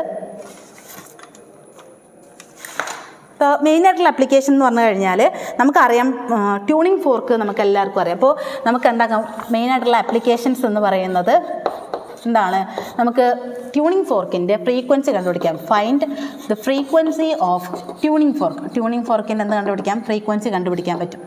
ഓക്കെ, രണ്ടാമത്തെ അപ്ലിക്കേഷൻ എന്ന് പറയുന്നത് harmful, detect the harmful gas, ഗ്യാസിൻ്റെ ഒക്കെ ഹാംഫുൾ ആയിട്ടുള്ള ഗ്യാസിൻ്റെ പ്രസൻസൊക്കെ കണ്ടുപിടിക്കാം. Detect harmful gas. മൂന്നാമത്തത് പറയുന്നത് എന്താണെന്ന് വെച്ചാൽ മ്യൂസിക്കൽ ഇൻസ്ട്രുമെൻറ്റിലൊക്കെ എന്ത് കാര്യം ബീറ്റ്സിന് കൊണ്ടുള്ള ആപ്ലിക്കേഷൻസ് പോസിബിൾ ആണെന്നുള്ളതാണ്. ഇനി അടുത്തൊരു ടോപ്പിക്കാണ് അൾട്രാസോണിക് വേവ്. അത് വളരെ സിമ്പിളായിട്ടുള്ള വളരെ ചെറിയ ടോപ്പിക്കാണ്, പക്ഷേ പലപ്പോഴും ക്വസ്റ്റ്യൻസിൽ വരാൻ സാധ്യതയുള്ള അല്ലെങ്കിൽ ഉപയോഗിക്കുന്ന അല്ലെങ്കിൽ കണ്ടുവരുന്നൊരു ടോപ്പിക്കാണ് അൾട്രാസോണിക് വേവ്. അൾട്രാസോണിക് വേവ് വളരെ സിമ്പിളാണ്, മനസ്സിലാക്കാനും പഠിക്കാനും ഓർത്തിരിക്കാനും എളുപ്പമുള്ള ഒരു ടോപ്പിക്കാണ്. എന്താണ് അൾട്രാസോണിക് വേവ്? അൾട്രാസോണിക് വേവ് എന്ന് പറഞ്ഞു കഴിഞ്ഞാൽ ഒന്നുമില്ല, it is a sound wave. ഇതെന്താണ്? It is a sound wave. ഇതെന്താണ്? ഒരു സൗണ്ട് വേവാണ്. പക്ഷേ ഇതിൻ്റെ പ്രത്യേകത എന്താണ്? ഇത് മനുഷ്യന് കേൾക്കാൻ സാധിക്കില്ല എന്നുള്ളത്. It cannot detected by human ear. മനുഷ്യൻ്റെ ചെവി കൊണ്ട് ഡിറ്റക്ട് ചെയ്യാൻ പറ്റാത്ത സൗണ്ട് വേവിനെയാണ് നമ്മൾ എന്ത് പറയുന്നത്? അൾട്രാസോണിക് വേവ് എന്ന് പറയുന്നത്. പിന്നെ ആർക്ക് ഡിറ്റക്ട് ചെയ്യാൻ പറ്റും? ബാറ്റിനെ ഡിറ്റക്ട് ചെയ്യാം, ഡോഗിനെ ഡിറ്റക്ട് ചെയ്യാം, ഡോൾഫിനെ ഡിറ്റക്ട് ചെയ്യാം. ഇങ്ങനത്തെയുള്ള മൃഗങ്ങൾക്കൊക്കെ എന്താക്കാൻ പറ്റും? അൾട്രാസോണിക് വേവ്സ് എന്താ പറയുക കേൾക്കാൻ പറ്റും. പക്ഷേ മനുഷ്യന് എന്താക്കാൻ പറ്റില്ല, കേൾക്കാൻ പറ്റില്ല. അപ്പോൾ നമുക്കറിയാം, നമ്മൾ ഒഡിബിൾ ഫ്രീക്വൻസി എന്ന് പറഞ്ഞു കഴിഞ്ഞാൽ ഒഡിബിൾ ഫ്രീക്വൻസിയാണ് മനുഷ്യന് കേൾക്കാൻ പറ്റുന്ന ഫ്രീക്വൻസി. അതായത് 20 മുതൽ 20,000 ഹെഡ്സ് വരെയുള്ള ഫ്രീക്വൻസി മാത്രമേ ആർക്ക് കേൾക്കാൻ പറ്റുമോ? മനുഷ്യന് കേൾക്കാൻ പറ്റുമോ? ഈ ഫ്രീക്വൻസിന് താഴെയുള്ള സൗണ്ട് വേവിനെയാണ് നമ്മൾ എന്ത് പറയുന്നത്? ഇൻഫ്രാസോണിക് എന്ന് പറയുന്നത്. എന്താ പറഞ്ഞത്? ഇൻഫ്രാസോണിക് എന്ന് പറയുന്നത്. ഇതിലും കൂടുതലുള്ളതിനെയാണ് നമ്മൾ എന്താ പറയുന്നത്? അൾട്രാസോണിക് എന്ന് പറയുന്നത്. അൾട്രാസോണിക് എന്ന് പറയുന്നത് ഇതാണ് ശരിക്കും എന്നുള്ള അൾട്രാസോണിക്കിനെ കുറിച്ച് മനസ്സിലാക്കേണ്ട കാര്യം. ചിലപ്പോൾ ഡയറക്റ്റായിട്ട് എന്താ ഇൻഫ്രാസോണിക് എന്ന് ചോദിച്ചു വരാം. അപ്പോൾ നിങ്ങൾ എന്താ പറയാം? It is a sound wave. Its frequency is less than audible frequency. Audible ഫ്രീക്വൻസിനേക്കാളും കുറഞ്ഞ ഫ്രീക്വൻസി ഉള്ള സൗണ്ട് വേവിനെയാണ് നമ്മൾ എന്ത് പറയുന്നത്? ഇൻഫ്രാസോണിക് വേവ്സ് എന്ന് പറയുന്നത്. ഇതിലും നമുക്ക് കൂടുതൽ അറിഞ്ഞിരിക്കേണ്ട കാര്യം അതിൻ്റെ അപ്ലിക്കേഷൻസാണ്. അപ്പോൾ 4 അപ്ലിക്കേഷൻസ് ഞാൻ പറയുന്നുണ്ട്. അപ്ലിക്കേഷൻ ഒന്നാമത് സ്കാനിങ് എന്ന് പറയുന്നത് നമുക്ക് അറിയുന്നതാണ്. ഫീച്ചേഴ്സിൻ്റെ സ്റ്റഡിക്ക് വേണ്ടി നമ്മൾ ഉപയോഗിക്കുന്നത് സ്കാനിങ് ഉപയോഗിക്കാം. അതുപോലെ തന്നെ to detect crack in a metal, മെറ്റലുകളിലുള്ള ക്രാക്കുകൾ ഡിറ്റക്ട് ചെയ്യാൻ ആരെ ഉപയോഗിക്കാറുണ്ട്? അൾട്രാസോണിക് വേവ്സിനെ ഉപയോഗിക്കാറുണ്ട്. മൂന്നാമത്തെ എന്താണ്? Underwater, to detect underwater object. ഇപ്പോൾ ടൈറ്റാനിക്കിലൊക്കെ നമ്മൾ മഞ്ഞുമലൊക്കെ അന്ന് ആ സിസ്റ്റം ഉണ്ടായിരുന്നെങ്കിൽ ചിലപ്പോൾ ആ ആക്സിഡൻറ്റ് ഒഴിവാക്കാൻ പറ്റുമായിരുന്നു. അപ്പോൾ underwater, to detect underwater object. നാലാമത്തെ എന്ന് വെച്ചാൽ measure the depth of the sea. ഇത് കൂടാതെയും കുറേ ആപ്ലിക്കേഷൻസ് ഉണ്ട്. ഉള്ളതിൽ നിങ്ങൾക്ക് എളുപ്പം പഠിക്കാൻ പറ്റും എന്നുള്ളത് മാത്രമേ ഞാൻ പറഞ്ഞിട്ടുള്ളൂ. അപ്പോൾ ഇതെങ്കിലും അറ്റ്ലീസ്റ്റ് നിങ്ങൾ എന്താക്കാം, പഠിച്ചിട്ട് പോവാം. പിന്നെ അതിൽ വരാൻ സാധ്യതയുള്ള ടോപ്പിക്കാണ് റീവെർബറേഷൻ ഒന്നുമില്ല, ഒരു ഇമേജ് വരച്ചിട്ട് അതൊന്ന് പറയാനേ ഉള്ളൂ കേട്ടോ. അപ്പോൾ റീവെർബറേഷൻ എന്ന് പറഞ്ഞു കഴിഞ്ഞാൽ it is A multiple reflection of sound. എന്താണ് മൾട്ടിപ്പിൾ റിഫ്ലക്ഷൻ ഓഫ് സൗണ്ട്? എവിടെയാണ് സംഭവിക്കുന്നത്? In A closed space. Closed ആയ സ്പേസിൽ ഉണ്ടാകുന്ന സൗണ്ടിൻ്റെ മൾട്ടിപ്പിൾ റിഫ്ലക്ഷനെയാണ് എന്ത് പറയുന്നത്? റീവെർബറേഷൻ എന്ന് പറയുന്നത്. അപ്പോൾ എന്ത് പറയും? It's A multiple reflection of A sound in A closed space. എന്തായിരിക്കണം conditions? when after the sound from the source has stopped. സോഴ്സിൽ നിന്നുള്ള സൗണ്ട് അവസാനിച്ചതിന് ശേഷവും ഒരു ക്ലോസ്ഡ് ആയിട്ടുള്ള സർഫസിൽ അല്ലെങ്കിൽ സ്പേസിൽ ഒരു മൾട്ടിപ്പിൾ റിഫ്ലക്ഷൻ ഓഫ് സൗണ്ടിനെയാണ് എന്ത് പറയുക? റീവെർബറേഷൻ എന്ന് പറയാം. ഇത് നിങ്ങൾക്ക് സ്റ്റേറ്റ്മെൻ്റ് ആക്കി കൃത്യമായിട്ട് മനസ്സിലാക്കാൻ പറ്റില്ലെങ്കിൽ ഞാൻ പറയുന്ന ഇമേജ് വരച്ചാൽ മതി. നമ്മുടെ ക്ലോസ്ഡ് സ്പേസിൽ 2 ആൾക്കാർ സംസാരിക്കാമെന്ന് വിചാരിക്കുക. അപ്പോൾ എന്താക്കുക? ഒരാൾ സംസാരിച്ച് കഴിഞ്ഞതിന് ശേഷം ആ പല സർഫസുകളിൽ തട്ടിയിട്ട് ഒരാൾ ആ പറഞ്ഞ തന്നെ വീണ്ടും കേട്ടുകൊണ്ടിരിക്കുന്നതിനെയാണ് എന്ത് പറയുന്നത്? റീവെർബറേഷൻ എന്ന് പറയുന്നത്. അതുപോലെ തന്നെ എന്താണ് റീവെർബറേഷൻ ടൈം? ഈ സൗണ്ട് ഈ ക്ലോസ്ഡ് സ്പേസിൽ നിന്ന് ഡീക്കേ ചെയ്തു പോകാൻ, ഇല്ലാതാവാൻ വേണ്ടി എടുക്കുന്ന സമയത്തിനെയാണ് നമ്മൾ എന്ത് പറയുന്നത്? റീവെർബറേഷൻ ടൈം എന്ന് പറയുന്നത്. ഓക്കെ, ഇത്രയാണ് തിയറി ബേസിൽ ഏറ്റവും കൂടുതൽ ഇമ്പോർട്ടൻസ് ഉണ്ടെന്ന് നമ്മൾ കരുതുന്ന ടോപ്പിക്സുകൾ. അപ്പോൾ തിയറി ബേസ് ഏകദേശമൊക്കെ റെഡി ആയിട്ടുണ്ട്. ഇനി നമ്മൾ ഫസ്റ്റ് മൊഡ്യൂളിൽ വരാൻ സാധ്യതയുള്ള പ്രോബ്ലംസ് ആണ്. അപ്പോൾ ഒരു റിലേഷൻഷിപ്പ് ഉണ്ടായിരുന്നു അല്ലേ? നമ്മൾ relationship between wave length, frequency and velocity relationship പഠിച്ചിട്ടുണ്ട്. അത് നമ്മൾ പിരമിഡ് പഠിച്ചാൽ തന്നെ നമുക്ക് പെട്ടെന്ന് മനസ്സിലാവുന്നൊരു കാര്യമാണ്. ഇപ്പോൾ പിരമിഡ് എന്ന് പറഞ്ഞാൽ മേലെ വെലോസിറ്റി കൊടുക്കുക, താഴെ എന്താക്കണം? ഫ്രീക്വൻസി ആൻഡ് ലാംഡ കൊടുക്കുക. അപ്പോൾ ഇത് വെച്ചിട്ട് ഞാൻ 2 പ്രോബ്ലം ഇപ്പോൾ ഞാൻ ചെയ്യാം. ബാക്കി പ്രോബ്ലംസ് നിങ്ങൾ നോട്ടൊക്കെ വെച്ചിട്ട് നിങ്ങൾ വീട്ടിൽ വർക്ക് ചെയ്യുക. കാരണം ഇത് വെച്ചുള്ള ക്വസ്റ്റ്യൻസ് ഒന്നുകിൽ എസ് എ പാർട്ടിൽ ഞാൻ പറഞ്ഞ പോലെ ഷഫിൾ ചെയ്ത് ചോദിക്കാം, ഇല്ലെങ്കിൽ ഡയറക്റ്റായിട്ടും ചോദിക്കാം. അപ്പോൾ ഇത് വെച്ചിട്ടുള്ള ക്വസ്റ്റ്യൻ എന്തായാലും നമ്മൾ എക്സ്പെക്റ്റ് ചെയ്യുന്നുണ്ട്. അപ്പോൾ ആരും പ്രോബ്ലംസ് വർക്കൗട്ട് ചെയ്യാതെ പോകരുത്. ഓക്കെ, അപ്പോൾ ആദ്യത്തെ ക്വസ്റ്റ്യൻ പറഞ്ഞാൽ എന്താണെന്ന് വെച്ചാൽ ദ വേവ് ലെങ്ത്, ഞാൻ സിമ്പിളാണ് കൊടുക്കുന്നത്, ശരിക്കും എഴുതാനുള്ള സമയമില്ലാത്തതാണ് കേട്ടോ. The wave length of sound wave of frequency 210 Hz is 7 meter in water. 7 meter in water. What is the speed of sound? What is the speed of sound? ആദ്യം ചോദ്യം മനസ്സിലാക്കണം. എന്താണ് ഒരു സൗണ്ട് വേവ്? എന്താണ് ഒരു സൗണ്ട് വേവ്? ലാംഡ എന്താണ്? 7 metre wave ലെങ്ത്തോട് കൂടി എവിടെ സഞ്ചരിക്കുന്നു? വാട്ടറിൽ സഞ്ചരിക്കുന്നുണ്ട്. അതിൻ്റെ ഫ്രീക്വൻസി എന്ന് പറഞ്ഞാൽ 210 Hz ആണ്. അങ്ങനെയാണെങ്കിൽ അതിൻ്റെ സ്പീഡ് എന്താണ്? അപ്പോൾ നമ്മൾ ആ ട്രയാങ്കിൾ വരച്ചാലും നമുക്ക് കണ്ടെത്താൻ പറ്റും. നമുക്ക് ആ ട്രയാങ്കിൾ വരച്ചാൽ നമുക്ക് മനസ്സിലാവും. വി എന്ന് പറഞ്ഞാൽ വെലോസിറ്റി ആണ്, എഫ് എന്ന് പറഞ്ഞാൽ ഫ്രീക്വൻസി ആണ്, ലാംഡ എന്ന് പറഞ്ഞാൽ വേവ് ലെങ്ത് ആണ്. നമുക്ക് കാണേണ്ടത് എന്താണ്? ദ സ്പീഡ് ഓഫ് സൗണ്ട്, അതായത് വെലോസിറ്റിയാണ് നമുക്ക് കാണേണ്ടത്. വെലോസിറ്റിയാണ് നമുക്ക് കാണാനുള്ളത്. വെലോസിറ്റി എന്ന് പറഞ്ഞാൽ ഇതിൽ നിന്ന് ഇങ്ങനെ ഡിറൈവ് ചെയ്യാം, എഫ് ഇൻറ്റു ലാംഡ. നമ്മൾ ഫ്രീക്വൻസി എന്ന് പറഞ്ഞാൽ എത്ര? 2 നമുക്ക് തന്നിട്ടുണ്ട്. ഫ്രീക്വൻസി എന്ന് പറഞ്ഞാൽ 210 Hz ആണെന്ന് തന്നിട്ടുണ്ട്. അതുപോലെ ലാംഡ എന്ന് പറഞ്ഞു കഴിഞ്ഞാൽ 7 മീറ്റർ ആണ് തന്നിട്ടുണ്ട്. അപ്പോൾ നേരിട്ട് അപ്ലൈ ചെയ്യുക. 210 ഇൻറ്റു 7 അത് എത്ര വരും? 1470. എങ്ങനെ നമ്മൾ യൂണിറ്റ് എടുക്കുക? വെലോസിറ്റിന് എന്താണ്? മീറ്റർ പെർ സെക്കൻഡ് ആണ്. ഇങ്ങനെ ഡയറക്റ്റ് അപ്ലൈ ചെയ്യാനുള്ള ക്വസ്റ്റ്യൻസ് ആയിരിക്കും മിക്കവാറും വരിക. അപ്പോൾ എന്തായാലും പഠിച്ചിട്ട് പോവാം കേട്ടോ. ഒന്ന് വർക്കൗട്ട് ചെയ്ത് പോയി കഴിഞ്ഞാൽ പെട്ടെന്ന് സ്കോർ ചെയ്യാൻ പറ്റും. ഇനി രണ്ടാമത്തെ ക്വസ്റ്റ്യൻ പറയുന്നത് the velocity of radio wave. എന്താണ്? The velocity of radio wave. The velocity of radio wave is 3 × 10⁸ meter per second. Okay. Find the wavelength. ഞാൻ സിമ്പിൾ കൊടുക്കാന്ന്. The wavelength of radio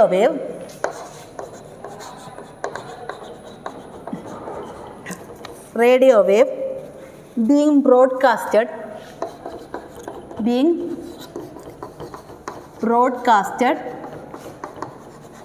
at frequency എത്രയാണ്?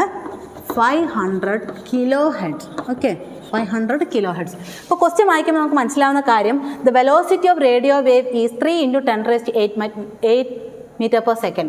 അത് travel ചെയ്യുന്ന speed എന്ന് പറയുന്നത് 3 × 10⁸ meter per secondലാണ്.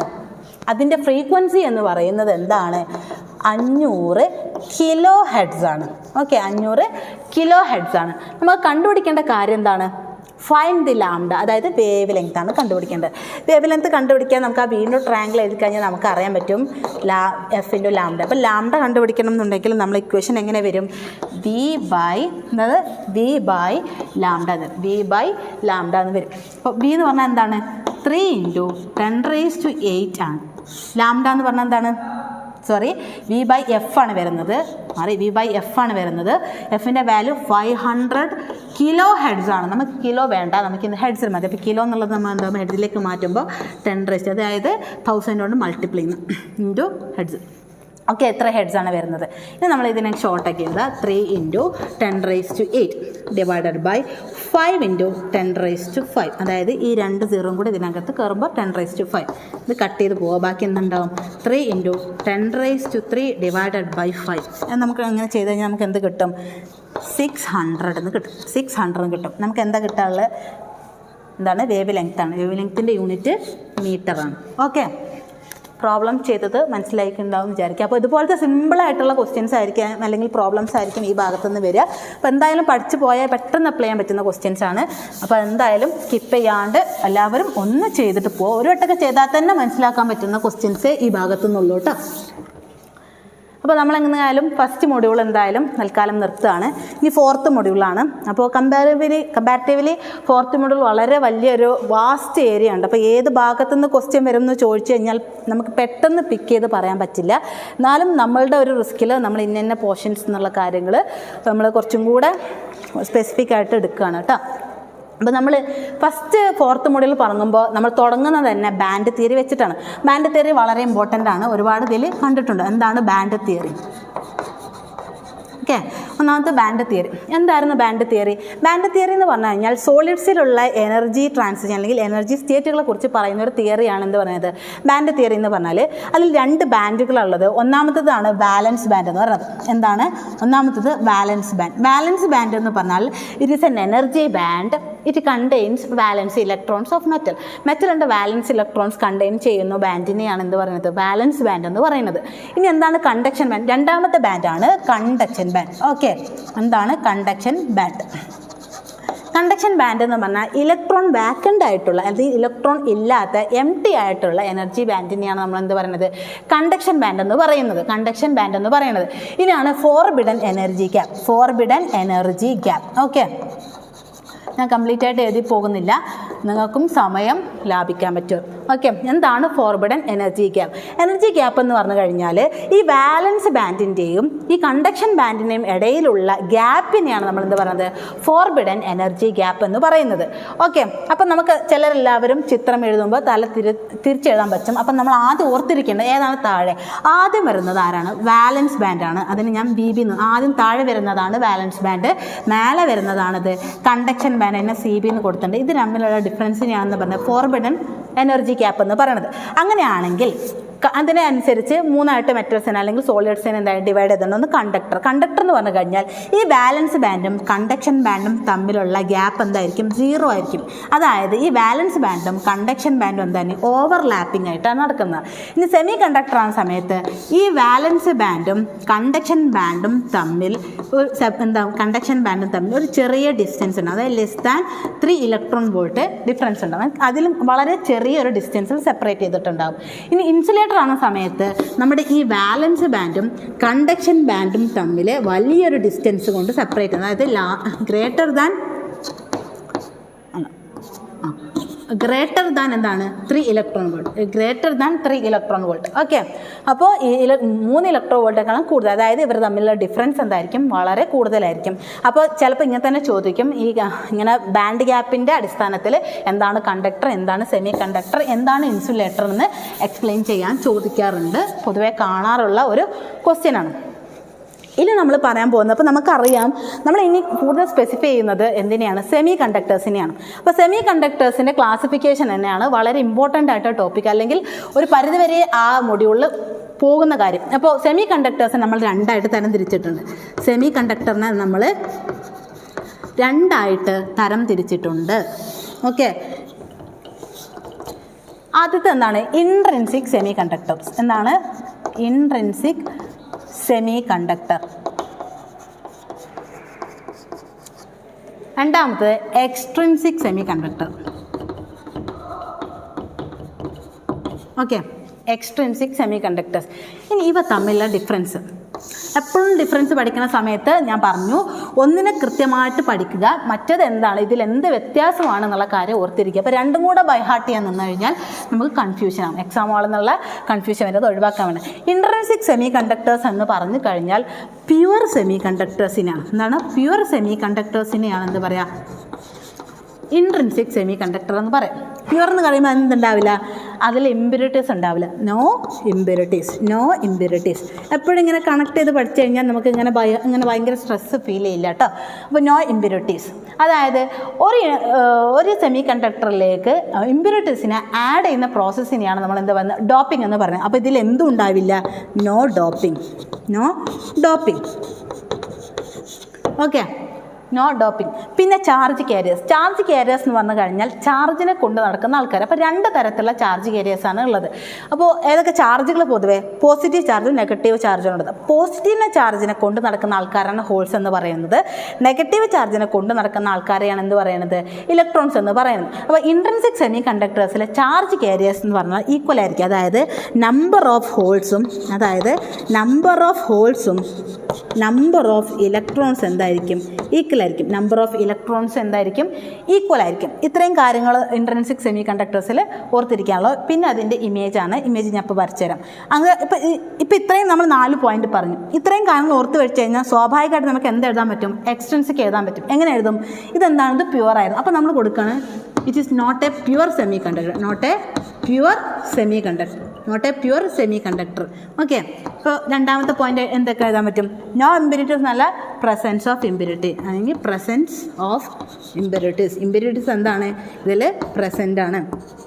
മൂന്നാമത്തെ point no doping, there is a doping. ഇതിൽ there is a doping, എന്തുണ്ട്? ഡോപ്പിംഗ് നമുക്ക് കാണാൻ പറ്റും.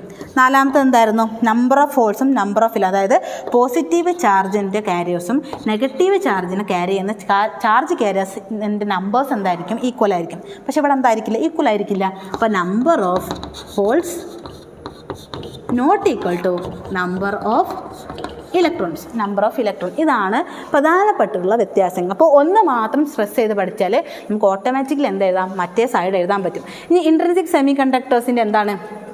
പിക്ചറാണ്. ഇപ്പോൾ ഇൻട്രിൻസിക് സെമി കണ്ടക്ടർ എന്ന് പറഞ്ഞു കഴിഞ്ഞാൽ ഒരു ഇമ്പ്യൂരിറ്റീസ് ഇല്ല. ഇമ്പ്യൂരിറ്റീസ് പറഞ്ഞാൽ നമ്മൾ വിചാരിക്കുന്ന ഇമ്പ്യൂരിറ്റീസ് ആയിരിക്കില്ല, പലരും അങ്ങനെ തെറ്റിദ്ധരിക്കുന്നത്. ഇമ്പ്യൂരിറ്റീസ് എന്ന് പറഞ്ഞു കഴിഞ്ഞാൽ വേറെ മെറ്റലുകളുടെ പ്രസൻസിനെയാണ് നമ്മൾ ഇമ്പ്യൂരിറ്റീസ് എന്ന് പറയുന്നത്. അപ്പോൾ ഇൻട്രിൻസിക്കിലാണ് സമയത്ത് ഒരേ ഒരു മെറ്റലേ ഉണ്ടാവുള്ളൂ, അത് സിലിക്കനാണ്. എന്താണ്? സിലിക്കൻ, ജെർമേനിയം പോലെ അത് സിലിക്കനാണുള്ളത്. അപ്പോൾ സിലിക്കൻ്റെ ഒരു ഫ്രെയിം വർക്കിനെയാണ് നമ്മൾ എന്ത് പറയുന്നത്? ഇൻട്രിൻസിക് സെമി കണ്ടക്ടർ എന്ന് പറയുന്നത്. ഇപ്പോൾ സിലിക്കൺ എന്താക്കുക?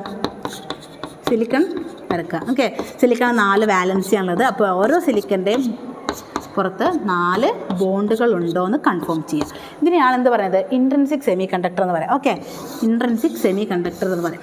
ഇത്രയും കാര്യങ്ങൾ മനസ്സിലായിട്ടുണ്ടാവുമെന്ന് വിചാരിക്കുക. ഏതെങ്കിലും തരത്തിൽ മനസ്സിലാവാത്തവർക്ക് ഷോർട്ട് നോട്ടുകളുണ്ട്. അപ്പോൾ നിങ്ങൾക്ക് ആർക്കെങ്കിലും അത് വേണമെന്നുണ്ടെങ്കിൽ എന്താക്കുക? നിങ്ങൾ കമൻറ്റ് ബോക്സിൽ കൊടുക്കുക കേട്ടോ. അപ്പോൾ ഇതാണ് ഇൻട്രിൻസിക് സെമി കണ്ടക്ടർ. ഇനിയാണ് നമ്മൾ എക്സ്ട്രിൻസിക് സെമി കണ്ടക്ടറിനെ കുറിച്ച് പറയാൻ പോകുന്നത്. അപ്പോൾ എക്സ്ട്രിൻസിക് സെമി കണ്ടക്ടറും ഇപ്പറഞ്ഞ കണക്ക് എന്തുണ്ട്? 2 തരത്തിലുണ്ട്. എന്താണ്? 2 തരത്തിൽ എന്തുണ്ട്? എക്സ്ട്രിൻസിക് സെമി കണ്ടക്ടർ ഉണ്ട്. അപ്പോൾ എക്സ്ട്രിൻസിക് സെമി കണ്ടക്ടർ എങ്ങനെ 2 ഉണ്ടായത്? അത് ഏത് തരത്തിലുള്ള ഇമ്പ്യൂരിറ്റീസിനെയാണ് ആഡ് ചെയ്യുന്നത് എന്ന് നോക്കിയിട്ടാണ് എക്സ്ട്രിൻസിക് സെമി കണ്ടക്ടറിനെ 2ആയിട്ട് തരംതിരിച്ചിട്ടുള്ളത്. അപ്പോൾ എക്സ്ട്രിൻസിക്കിന് 2 തരത്തിലുണ്ട് അല്ലേ? എക്സ്ട്രിൻസിക് എന്ന് പറഞ്ഞാൽ 2 തരത്തിലുണ്ട്. ഒന്നാമത്തത് N type semi conductor, N type semi conductor. രണ്ടാമത്തെ എന്താണ്? P type semiconductor, P type semiconductor. Okay, ഒന്നാമത്തത് എൻ ടൈപ്പ് സെമി കണ്ടക്ടർ, രണ്ടാമത്തത് P type semi conductor. N type semi conductor എങ്ങനെയാണ് ഉണ്ടാവുന്നത്? ഒരു ഇൻട്രിൻസിക്കിലെ, അതായത് ഒരു പ്യുവർ ആയിട്ടുള്ള ഇൻട്രിൻസിക് സെമി കണ്ടക്ടറിലേക്ക് എന്ത് ഇമ്പ്യൂരിറ്റിയാണ്? Pentavalent impurity. എന്താണ്? പെൻറ്റാവാലൻ്റ് ഇമ്പ്യൂരിറ്റീസിനെ ആഡ് ചെയ്യുമ്പോഴാണ് എന്തുണ്ടാവുന്നത്? നമുക്ക് കിട്ടുന്നത് എൻ ടൈപ്പ് സെമി കണ്ടക്ടർ കിട്ടുന്നത്. അതേ സമയത്ത് പി ടൈപ്പ് ആവുന്ന സമയത്ത് ഒരു ഇൻട്രിൻസിക് സെമി കണ്ടക്ടറിലേക്ക്, അതായത് ഒരു പ്യുവർ ആയിട്ടുള്ള സെമി കണ്ടക്ടറിലേക്ക് ട്രൈവാലൻ്റ് ആയിട്ടുള്ള ഇമ്പ്യൂരിറ്റീസിനെ ആഡ് ചെയ്യുമ്പോഴാണ് നമുക്ക് എന്ത് കിട്ടുന്നത്? പി ടൈപ്പ് സെമി കണ്ടക്ടർ കിട്ടുന്നത്. അപ്പോൾ പെൻറ്റാവാലൻ്റ് ഇമ്പ്യൂരിറ്റീസ് ആണ് ഇതിൽ ആഡ് ചെയ്യുന്നത്, മറ്റേത് ട്രൈവാലൻ്റ് ആണ് ആഡ് ചെയ്യുന്നത്. ഇതിൽ മേജർ ചാർജ് കാരിയേഴ്സ് എന്ന് പറഞ്ഞു കഴിഞ്ഞാൽ, മേജർ ചാർജ് കാരിയർ എന്ന് പറഞ്ഞു കഴിഞ്ഞാൽ ആരാണ്?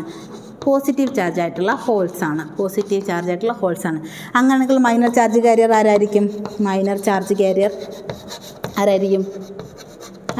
ഇലക്ട്രോൺസ് ആയിരിക്കും. ഓക്കെ, ഇലക്ട്രോൺസ് ആയിരിക്കും. അപ്പോൾ ഇതിന് നേരെ ഓപ്പോസിറ്റ് ആയിരിക്കും അപ്പുറത്തുണ്ടാവുക. ഇവിടെ എന്താണ്? മേജർ ചാർജ് കാരിയർ ആരാ? മേജർ ചാർജ് കാരിയർ, ഇതിൽ മേജർ ചാർജ് കാരിയർ ഇലക്ട്രോൺസ് ആണ്. ഇവിടെ ആരാണ്? ഹോൾസ് ആണ്. ഓക്കെ, പി ടൈപ്പിൽ മേജർ ചാർജ് കാരിയർ ആണ്, ഹോൾസ് ആണ്. മൈനർ ചാർജ് കാരിയർ ആരാ? ഇലക്ട്രോൺസ് ആണ്. ഓക്കെ, ഇത്രയും കാര്യങ്ങളെങ്കിലും മിനിമം എന്താക്കണം? എഴുതി വെക്കണം. ഓക്കെ, ഇത്രയും കാര്യങ്ങൾ എന്താക്കണം? മിനിമം എഴുതണം. അപ്പോൾ പെൻറ്റാവാലൻ്റ് ആർസെനിക് പോലുള്ള മെറ്റൽസ് ആയിരിക്കും നമ്മൾ എന്താക്കുക? അതിൽ ആഡ് ചെയ്യുന്നുണ്ടാവുക. ട്രൈവാലൻ്റ് ആകുമ്പോൾ ബോറോണോ അലുമിനിയം പോലുള്ള ട്രൈവാലൻസ് ആറ്റംസ് ആയിരിക്കും ഇവിടെ ആഡ് ചെയ്യുന്നുണ്ടാവുക, ഇതിൽ ഇമ്പ്യൂരിറ്റീസ് ആയിട്ട് ആഡ് ചെയ്യുന്നുണ്ടാവുക. അപ്പോൾ ഇനി ഇത് രണ്ടിൻ്റെയും പിക്ചറാണ്. അപ്പോൾ എൻ ടൈപ്പ് പിക്ചർ എങ്ങനെ വരിക? എൻ ടൈപ്പിൻ്റെ പിക്ചർ എങ്ങനെ വരിക? ഇതൊക്കെ കണക്ട് ചെയ്ത് പഠിക്കുമ്പോൾ വളരെ സിമ്പിളായിട്ട് തോന്നുന്ന ഒരു കാര്യം കേട്ടോ. അപ്പോൾ നമുക്കറിയാം ഒരു ഇൻട്രിൻസിക് സെമി കണ്ടക്ടർ, അതായത് പ്യുവർ ആയിട്ടുള്ള സെമി കണ്ടക്ടർ, അതായത് സിലിക്കൻ്റെ ഒരു ഫ്രെയിം വർക്കാണ് അല്ലേ? അപ്പോൾ നമ്മൾ സിലിക്കൻ്റെ ഫ്രെയിം വർക്ക് വരക്കുക. ആദ്യം സിലിക്കൻ്റെ ഫ്രെയിം വർക്ക് വരക്കുക. ഓക്കെ,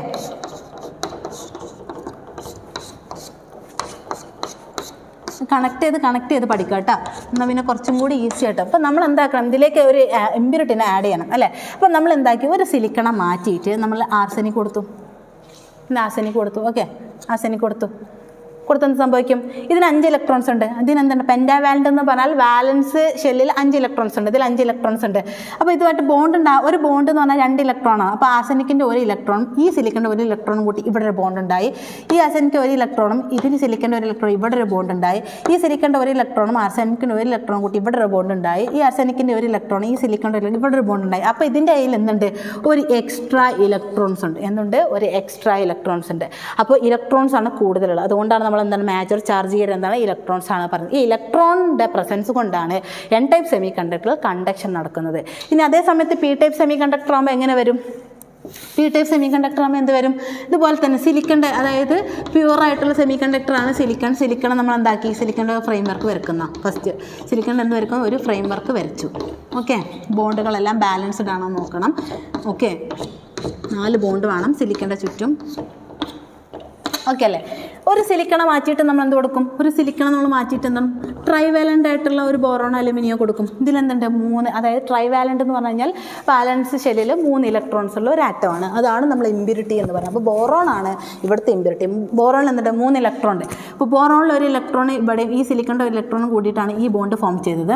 ബോറോണിൻ്റെ 1 ഇലക്ട്രോണും സിലിക്കൻ്റെ 1 ഇലക്ട്രോണും കൂട്ടിയിട്ടാണ് ഈ ബോണ്ട് ഫോം ചെയ്തത്. അതുപോലെ മൂന്നാമത്തെ ഇലക്ട്രോണും ഈ സിലിക്കൻ്റെ 1 ഇലക്ട്രോണും കൂടിയിട്ടാണ് ആര് ഫോം ചെയ്തത്? ഈ ബോണ്ട് ഫോം ചെയ്തത്. പക്ഷേ എന്തില്ല, ഈ ബോണ്ട് ഫോം ചെയ്യാൻ ഇവിടെ ഇലക്ട്രോണിൻ്റെ അവൈലബിലിറ്റി ഇല്ല. ഇതിനെയാണ് നമ്മൾ എന്ത് പറയുന്നത്? ഹോൾ എന്ന് പറയുന്നത്. അതായത് ഇലക്ട്രോൺ ഇല്ലാത്ത വാക്കൻ്റ് സ്പേസിനെയാണ് നമ്മൾ എന്ത് പറയുന്നത്? ഹോൾ എന്ന് പറയുന്നത്. അതുകൊണ്ടാണ് ഇതിലെ മേജർ ചാർജ് കാരിയേഴ്സ് ഹോൾ ആയത്. ഈ ഹോൾസിൻ്റെ പ്രസൻസ് കൊണ്ടാണ് എന്തുണ്ടാവുന്നത്? നമ്മളെ പി ടൈപ്പ് സെമി കണ്ടക്ടറിൽ കണ്ടക്ഷൻ പോസിബിൾ ആകുന്നത്. ഓക്കെ, ഇത്രയും കാര്യങ്ങൾ കൃത്യമായിട്ടുണ്ടാകുമെന്ന് വിശ്വസിക്കുന്നു.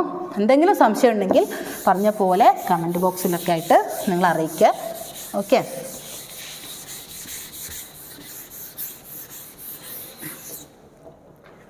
ഇനി പറയുന്നത് കുറച്ചും കൂടി അഡ്വാൻസ്ഡ് ആയിട്ടുള്ള കുറച്ച് കാര്യങ്ങളാണ്. അഡ്വാൻസ്ഡ് എന്ന് പറഞ്ഞു കഴിഞ്ഞാൽ ഒന്നുമില്ല, നമ്മൾ ഇപ്പോൾ 2 തരത്തിലുള്ള സെമി കണ്ടക്ടേഴ്സ് പഠിച്ചു, പിയും എന്നും. ഇനി അത് വെച്ചിട്ടുള്ളത് കുറേ കാര്യങ്ങളാണ് നമ്മൾ ഇനി പഠിക്കാൻ പോകുന്ന കാര്യം. അത് കുറച്ചും കൂടെ കോംപ്ലിക്കേറ്റഡ് ആയിട്ട് തോന്നിയേക്കാം, പക്ഷെ മനസ്സിലാകും തോറും വളരെ ഈസി ആയിട്ടുള്ള ഒരു ടോപ്പിക്കായിട്ട് മാറും കേട്ടോ. അപ്പോൾ ഇനി നമ്മൾ പറയാൻ പോകുന്നത് പി എൻ ജംഗ്ഷനെ കുറിച്ചാണ്. എന്താണ് പി എൻ ജംഗ്ഷൻ? ഈ പി എൻ ജംഗ്ഷൻ്റെ മറ്റൊരു പേരാണ് ഡയോഡ്. അപ്പോൾ ചിലപ്പോൾ ക്വസ്റ്റ്യൻസിൽ ഡയോഡായിട്ട് വരുന്നുണ്ടാവുക, ചിലപ്പോൾ പി എൻ ജംഗ്ഷനായിട്ട് ചോദിക്കുക. അപ്പോൾ രണ്ടായാലും എന്താണ്? പി എൻ ജംഗ്ഷൻ തന്നെയാണ്. ഓക്കെ, എന്താണ് അപ്പോൾ പി എൻ ജംഗ്ഷൻ? അപ്പോൾ നമ്മൾ പഠിച്ചു പി ടൈപ്പ് സെമി കണ്ടക്ടറും എൻ ടൈപ്പ് സെമി കണ്ടക്ടറും ഉണ്ട്. ഇതിന് നമ്മൾ ക്ലബ് ചെയ്ത് കിട്ടുന്നതാണ് എന്താണ് പറയുന്നത്? അല്ലെങ്കിൽ ജോയിൻ ചെയ്യുക, അല്ലെങ്കിൽ കമ്പൈൻ ചെയ്യുമ്പോൾ കിട്ടുന്നതാണ് നമുക്ക് എന്ത്? പി എൻ ജംഗ്ഷൻ എന്ന് പറയുന്നത്. അപ്പോൾ ഒരു P type semiconductor, P ടൈപ്പിൽ ആരാളുള്ളത്? മേജർ ചാർജ് കാരിയേഴ്സ് ആരാണ്? പോസിറ്റീവ് ചാർജുള്ള ഹോൾസാണ്. അപ്പോൾ നമ്മൾ പോസിറ്റീവ് സൈൻ ഇടും. ഓക്കെ, മേജർ ചാർജ് കാരിയേഴ്സിനാണ് റെപ്രസെൻറ്റ് ചെയ്യുന്നത്. ഓക്കെ, എൻ ടൈപ്പ് സെമി കണ്ടക്ടറിൽ ആരാണുള്ളത്? നെഗറ്റീവ് ചാർജുള്ള ഇലക്ട്രോൺസ് ആണുള്ളത്. നെഗറ്റീവ് ചാർജുള്ള ഇലക്ട്രോൺസ് ആണ് മേജർ ചാർജ് കയറി. അപ്പോൾ എന്തോ നെഗറ്റീവ്. ഓക്കെ, അപ്പോൾ എന്താ? ഒരു പി ടൈപ്പ് സെമി കണ്ടക്ടറും എൻ ടൈപ്പ് സെമി കണ്ടക്ടറിനെയും കോമ്പിനേഷനെയാണ് നമ്മൾ എന്ത് പറയുന്നത്? പി എൻ ജംഗ്ഷൻ എന്ന് പറയുന്നത്. അപ്പോൾ ജംഗ്ഷൻ എന്ന് പറഞ്ഞു കഴിഞ്ഞാൽ ഈ പി ടൈപ്പ് സെമി കണ്ടക്ടറിൻ്റെയും എൻ ടൈപ്പ് സെമി കണ്ടക്ടറിൻ്റെയും ജംഗ്ഷൻ പോയിന്റിനെയാണ് പി എൻ ജംഗ്ഷൻ എന്ന് പറയുന്നത്. ഇങ്ങനെ അതായത് ഓപ്പോസിറ്റ് ചാർജുള്ള 2 സെമി കണ്ടക്ടർ അടുത്ത് വെച്ച് കഴിഞ്ഞാൽ എന്താ? ഈ പോസിറ്റീവും നെഗറ്റീവും എന്തെല്ലാം അട്രാക്റ്റീവ് അല്ലേ? എന്നാൽ ഇൻട്രാക്ഷൻ സ്റ്റാർട്ട് ചെയ്യും. ഒരു ഇൻട്രാക്ഷൻ സ്റ്റാർട്ട് ചെയ്ത് കഴിഞ്ഞാൽ ഇവിടെ എന്തുണ്ടാവും? ഇവിടെ ഒരു ഡിപ്ലീഷൻ റീജിയൻ ഫോം ചെയ്യും. ഡിപ്ലീഷൻ റീജിയൻ, അതായത് ഇലക്ട്രോൺസും ഹോൾസും എന്താവും? പെയറപ്പും, അതായത് ഒരു ചാർജ് സെപ്പറേഷൻ ഫോം ചെയ്യും. ഇവിടെ എന്താവും? ഇവിടെ പോസിറ്റീവ് ചാർജുകൾക്ക് നെഗറ്റീവ് ചാർജിനും അട്രാക്ഷൻ ഉണ്ടായിരുന്നു. അതേപോലെ തന്നെ നെഗറ്റീവ് ചാർജുകൾക്ക് പോസിറ്റീവ് ചാർജുമായിട്ടൊരു അട്രാക്ഷൻ ഉണ്ടായിരുന്നു. പക്ഷേ ഈ ഒരു റീജിയൻ ഫോം ചെയ്തതോടുകൂടി ഇവർക്ക് അങ്ങോട്ടേക്കും ഇങ്ങോട്ടേക്കുള്ള കമ്മ്യൂണിക്കേഷൻ എന്തായി? തടസ്സപ്പെട്ടു. ഈ റീജിയനെയാണ്, അല്ലെങ്കിൽ ഇവിടെ എന്തുണ്ടാവില്ല? നമ്മുടെ ചാർജുകൾ മൂവ് ചെയ്യില്ല. ഈ ഒരു റീജിയനാണ് എന്ത് പറയുന്നത്? ഡിപ്ലീഷൻ റീജിയൻ എന്ന് പറയുന്നത്. എന്താ പറയുന്നത്? ഡിപ്ലീഷൻ റീജിയൻ എന്ന് പറയുന്നത്. ഡിപ്ലീഷൻ റീജിയൻ എന്ന് പറയുന്നത്. ഇവിടെ പ്രത്യേകത എന്താണെന്ന് വെച്ച് കഴിഞ്ഞാൽ ഇവിടെ ചാർജ് കാരിയേഴ്സ് എന്താ ഇല്ല? മൂവ് ചെയ്യില്ല. ഒരു ബാരിയർ പോലെ ആക്ട് ചെയ്യും. ഇതാണ് ഇതിൻ്റെ പ്രത്യേകത. ഇനി മാത്രമല്ല, നമുക്കിതിലൊരു ഡിഫ്യൂഷൻ കറണ്ട് ഉണ്ട്. എന്താ ഡിഫ്യൂഷൻ കറണ്ട്? ഡിഫ്യൂഷൻ കറണ്ട് എന്ന് വെച്ച് കഴിഞ്ഞാൽ പി സൈഡിൽ നിന്ന് എൻ സൈഡിലേക്ക് എന്താ പോസിറ്റീവ് ചാർജ് മൂവ് ചെയ്യുമ്പോൾ, അല്ലെങ്കിൽ കോൺസെൻട്രേഷൻ കൂടിയ ഭാഗത്ത് നിന്ന് കോൺസെൻട്രേഷൻ കുറഞ്ഞ ഭാഗത്തേക്ക് പോസിറ്റീവ് ചാർജ് മൂവ് ചെയ്യുമ്പോൾ ഉണ്ടാവുന്ന കറണ്ടാണ് എന്ത് പറയുന്നത്? ഡിഫ്യൂഷൻ കറണ്ട് എന്ന് പറയുന്നത്. അതുപോലെ ഡ്രിഫ്റ്റ് കറണ്ട് എന്ന് പറഞ്ഞാൽ ഇതിൽ നമ്മളൊരു ഇലക്ട്രിക് ഫീൽഡിൻ്റെ പ്രസൻസോട് കൂടി ഈ നെഗറ്റീവ് ചാർജുകൾ പോസിറ്റീവ് ചാർജിൻ്റെ അടുത്തേക്ക് പോകുമ്പോൾ ഉണ്ടാകുന്ന കറണ്ടിനെയാണെന്ന് പറഞ്ഞാൽ ഡ്രിഫ്റ്റ് കറണ്ട് എന്ന് പറയാം. ചിലപ്പോൾ അങ്ങനെയും ചോദിക്കാറുണ്ട്, എന്താണ് ഇത് രണ്ടും ഒന്ന് ഡിഫറൻഷ്യേറ്റ് ചെയ്യാൻ ചോദിക്കാറുണ്ട്. അപ്പോൾ അങ്ങനെ മനസ്സിലാക്കുക. ഒന്നെന്ന് വെച്ചാൽ കോൺസെൻട്രേഷൻ പോസിറ്റീവ് ചാർജ് നെഗറ്റീവ് ചാർജിൻ്റെ അടുത്തേക്ക് പോകുമ്പോൾ ഉള്ളതാണ് diffusion current. In presence of electric field negative charge positive charge ആ ഭാഗത്തേക്ക് പോകുമ്പോൾ ഉണ്ടാകുന്ന കറണ്ടിനെയാണെന്ന് പറയുന്നത് ഡ്രിഫ്റ്റ് കറണ്ട് എന്ന് പറയുന്നത്. ഇനി നമുക്കൊരു കണ്ടിന്യൂസ് ഫ്ലോ ഓഫ് കറണ്ട് വേണം. അതിന് വേണ്ടി അപ്പോൾ ഇതിനൊരു ബാരിയർ ഉണ്ടായി. അപ്പോൾ ബാരിയറൊന്നും നമ്മളെ ബാധിക്കാത്ത രീതിയിൽ നമുക്ക് എന്ത് വേണം, ഒരു കണ്ടിന്യൂസ് ഫ്ലോ ഓഫ് കറണ്ട് വേണം. അതിനെ നമ്മൾ എന്താക്കും, ഇത് നമ്മൾ എക്സ്റ്റേണൽ ആയിട്ട് ബാറ്ററിയായിട്ട് കണക്ട് ചെയ്യും. എക്സ്റ്റേണൽ ബാറ്ററിയായിട്ട് നമ്മൾ എന്ത് ചെയ്യും, കണക്ട് ചെയ്യും. അങ്ങനെ കണക്ട് ചെയ്യുമ്പോൾ നമുക്ക് രണ്ട് തരത്തിൽ കണക്ട് ചെയ്യും.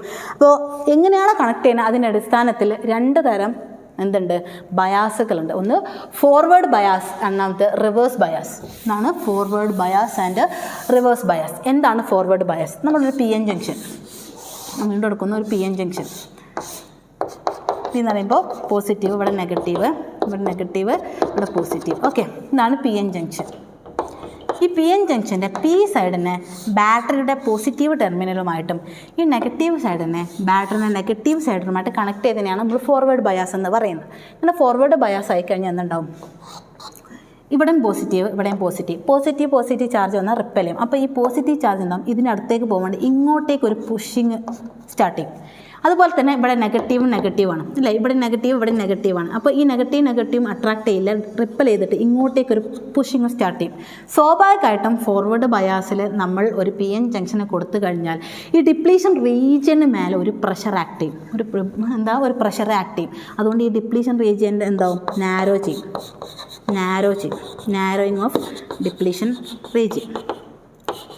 ഓക്കെ, ഇനി എന്താണ് റിവേഴ്സ് ബയാസ്? റിവേഴ്സ് ബയാസ് എന്ന് പറഞ്ഞാൽ ഇത് നേരെ ഓപ്പോസിറ്റ്. ഇത് പോസിറ്റീവ് ടെർമിനലാണെങ്കിൽ എന്താ, നെഗറ്റീവ് ടെർമിനൽ, നേരെ റിവേഴ്സ് കൊടുക്കുക. അപ്പോൾ നമ്മളൊരു പി എൻ ജംഗ്ഷൻ വരക്കുക.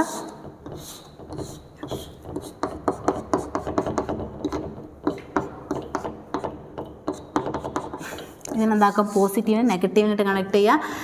നെഗറ്റീവിനെ നമ്മൾ പോസിറ്റീവിനെ കണക്ട്, ഇതിനെയാണ് നമ്മൾ റിവേഴ്സ് ബയാസ് എന്ന്. എന്താണ് ഫോർവേഡ് ബയാസ് കേട്ടോ. ഇത് ഫോർവേഡ് ബയാസ്, ഇത് റിവേഴ്സ് ബയാസ്.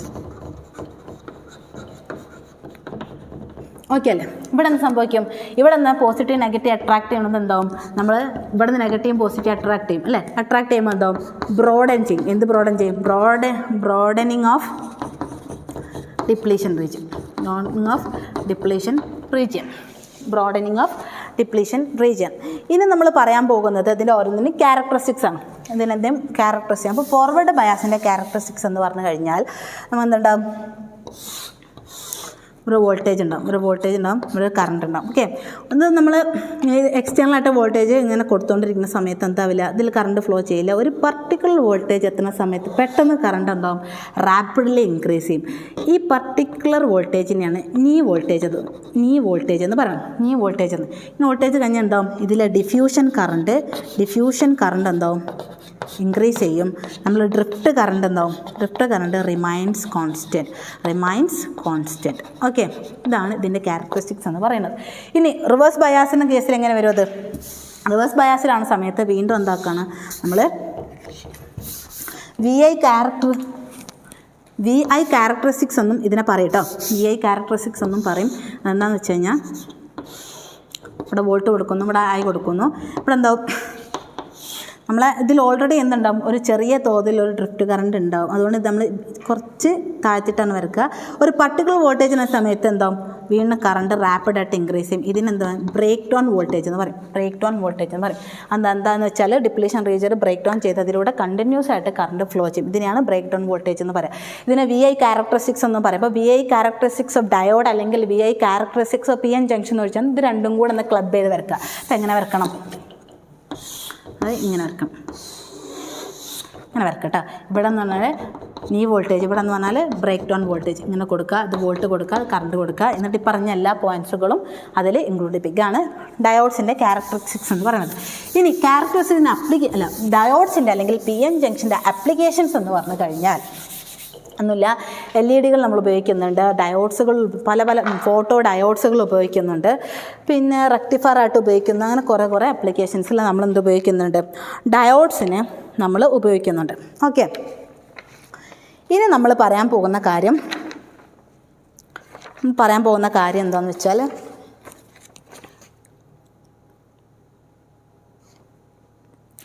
ട്രാൻസിസ്റ്ററിനെ കുറിച്ചാണ്. And what you mean by transistor? നമുക്കറിയാം ട്രാൻസിസ്റ്റർ എന്ന് പറഞ്ഞു കഴിഞ്ഞാൽ എന്താണ്? ഒരു 3 ടെർമിനൽ ഡിവൈസിനെയാണെന്ന് പറയാം ട്രാൻസിസ്റ്റർ എന്ന് പറയുന്നത്. 3 ടെർമിനൽ ഡിവൈസിനെയാണ് നമ്മൾ എന്ത് പറയുന്നത്? ട്രാൻസിസ്റ്റർ എന്ന് പറയുന്നത്. അപ്പോൾ ട്രാൻസിസ്റ്റർ 2 തരത്തിലുണ്ട്. PNP transistor, PNP transistor, NPN transistor. PNP transistor and NPN transistor 2 തരത്തിലുണ്ട്. അപ്പോൾ കോമൺ ആയിട്ട് ട്രാൻസിസ്റ്റർ ഞാൻ പറഞ്ഞ 3 ടെർമിനൽ ഡിവൈസാണ്. അപ്പോൾ എന്തുണ്ട്? 3 ഭാഗങ്ങളുണ്ട്. ഒന്ന് എമിറ്റർ, രണ്ടാമത്തെ ബേസ്, മൂന്നാമത്തെ കളക്ടർ. ഓക്കെ, അതാണ് ഒന്നാമത്തെ എമിറ്റർ, രണ്ടാമത്തെ ബേസ്, മൂന്നാമത്തെ കളക്ടർ. എമിറ്റർ എന്ന് പറഞ്ഞു കഴിഞ്ഞാൽ ഒരു എഡ്ജിലുള്ള പോർഷനാണ്. ഇത് ഹൈലി ഡോപ്ഡ് ആയിരിക്കും. ബേസ് എന്ന് പറഞ്ഞാൽ സെൻട്രൽ റീജിയൻ, അത് ലൈറ്റ്ലി ഡോപ്ഡ് ആയിരിക്കും. കളക്ടർ എന്ന് പറഞ്ഞാൽ എന്താണ്? അത് മറ്റൊരു എഡ്ജാണ്. ഇതെന്തായാലും മോഡറേറ്റ്ലി ഡോപ്ഡ് ആയിരിക്കും. പക്ഷേ ഇതിൻ്റെ സൈസ് ആയിരിക്കും ഏറ്റവും കൂടുതലുണ്ടാവുക.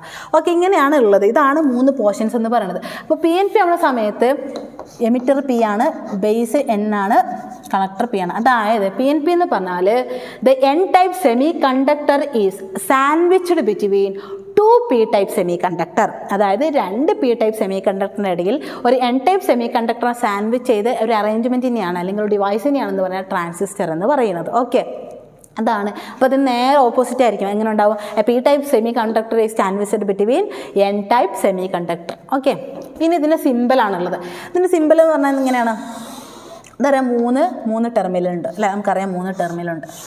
നമ്മൾ എമിറ്ററിന് E എന്ന് കൊടുക്കും, ബേസിന് B എന്ന് കൊടുക്കും, കളക്ടറിന് C എന്ന് കൊടുക്കും. PNP ട്രാൻസിസ്റ്ററിൽ കറണ്ടിനെ ഫ്ലോ ഉള്ളോട്ടാണ്. അതായത് എമിറ്റർ നിന്നും കളക്ടറിലേക്കാണ് കറണ്ട് പാസ് ചെയ്യുന്നത്. NPN ആവുന്ന സമയത്ത് എന്തായി മാറും? NPN ആവുന്ന സമയത്ത് എന്താ ഇത് പുറത്തേക്ക്, അതായത് എമിറ്റർ കളക്ടർ ബേസ് ആവുന്ന സമയത്ത് കളക്ടറിൽ നിന്നും എമിറ്ററിലേക്കായിരിക്കും എന്ത് പോകുന്നുണ്ടാവുക? കറണ്ടിൻ്റെ ഫ്ലോ പോകണ്ട. ഇതാണ് ട്രാൻസിസ്റ്റർ.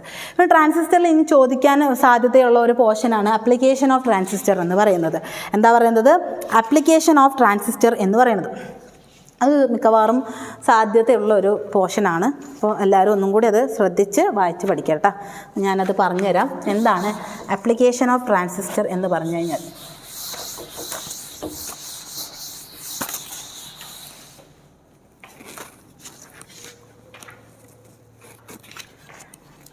ഇപ്പോൾ ആപ്ലിക്കേഷൻ ഓഫ് ട്രാൻസിസ്റ്ററിൽ ആദ്യം transistor used as a switch.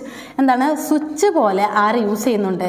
നമ്മളെ ട്രാൻസിസ്റ്റർ യൂസ് ചെയ്യുന്നുണ്ട്. സ്വിച്ച് പോലെ എന്താക്കാൻ പറ്റും? നമുക്ക് ട്രാൻസിസ്റ്റർ യൂസ് ചെയ്യാൻ പറ്റും. എങ്ങനെയാണ് ഇത്? നമ്മൾ ട്രാൻസിസ്റ്റർ എന്തുണ്ടാവും? കോമൺ എമിറ്റർ ബയാസിൽ, കോമൺ എമിറ്റർ കോൺഫിഗറേഷനിൽ എന്താവും?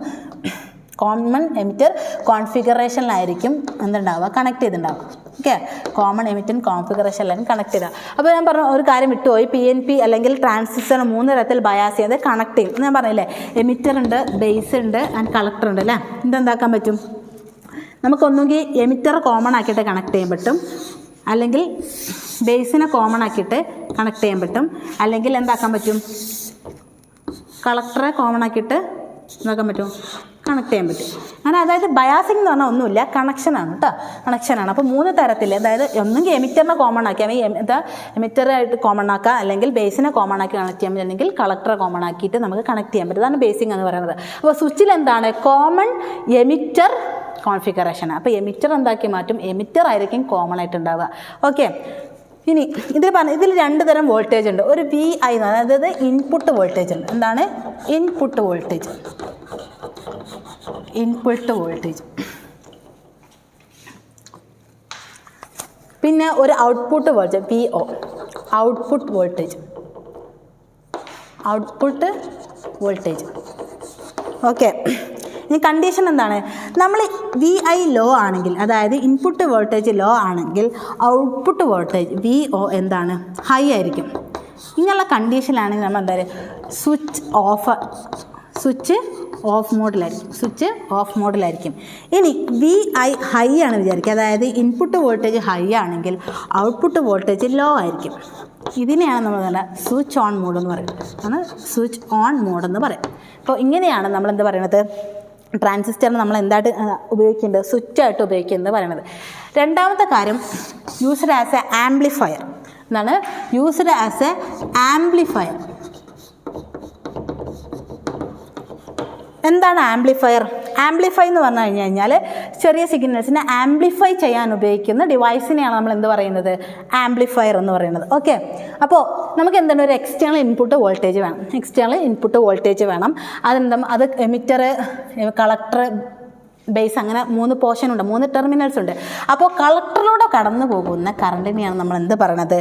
ഔട്ട്പുട്ട് വോൾട്ടേജ് എന്ന്, അല്ലെങ്കിൽ ഔട്ട്പുട്ട് കറണ്ട് എന്ന് പറയുന്നത്. ഇനി ബേസിലൂടെ ബേസിലൂടെ ഉള്ള കറണ്ടിനെയാണെന്ന് പറയുന്നത് ഇൻപുട്ട് കറണ്ട് എന്ന് പറയുന്നത്.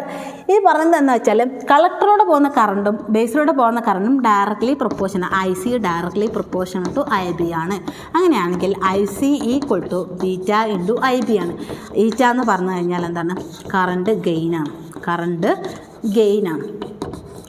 ഗെയിനാണ്. മിക്കവാറും ആംപ്ലിഫയർ കൂടുതൽ ഇതിലിപ്പോൾ ഏതെങ്കിലും ഒന്ന് ചോദിക്കുകയാണെങ്കിൽ മോസ്റ്റ് പ്രോബബിളി ആംപ്ലിഫയർ ചോദിക്കാനുള്ള സാധ്യതയാണ് കൂടുതൽ കേട്ടോ. പിന്നെ ലാസ്റ്റത്തേതായിട്ട് നമ്മൾ ഉപയോഗിക്കുന്ന ഒരു കാര്യമാണ് ഓസിലേറ്ററും ആംപ്ലിഫയറും ആയിരിക്കും എനിക്ക് തോന്നുന്നു കുറച്ചും കൂടെ അവർ സ്ട്രെസ് ചെയ്ത് ചോദിക്കുന്ന ഒരു ആപ്ലിക്കേഷൻ എന്ന് തോന്നുന്നു. അങ്ങനെയാണ് പഴയ ക്വസ്റ്റ്യൻ പേപ്പറൊക്കെ ഉള്ളത്. ഓക്കെ, അപ്പോൾ യൂസ്ഡ് ആസ് എ ആംപ്ലിഫയർ. മൂന്നാമത്തെ എന്താണ്? ഓസിലേറ്റർ ആയിട്ട് ഉപയോഗിക്കുന്ന transistor used as a oscillator ആയിട്ട് ഉപയോഗിക്കണം. അപ്പോൾ ഓസിലേറ്ററിൻ്റെ പ്രത്യേകത എന്താ വെച്ച് കഴിഞ്ഞാൽ ഇപ്പോൾ പറഞ്ഞ 2 കേസിലും നമ്മൾ എക്സ്റ്റേണൽ ആയിട്ടൊരു ഇൻപുട്ട് വോൾട്ടേജ് സപ്ലൈ ചെയ്തായിരുന്നു. പക്ഷേ ഇവിടെ എന്തില്ല? ദർ ഈസ് നോ എക്സ്റ്റേണൽ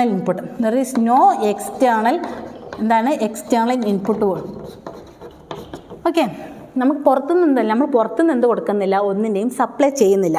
പകരം എന്താ ചെയ്യുന്നത്? എന്നിട്ട് ഒരു എക്സ്റ്റേണൽ ആയിട്ട് ഒന്നും കൊടുക്കാതെ നമ്മൾ എന്താണ് ടു പ്രൊഡ്യൂസ് സൈനുസോയിഡൽ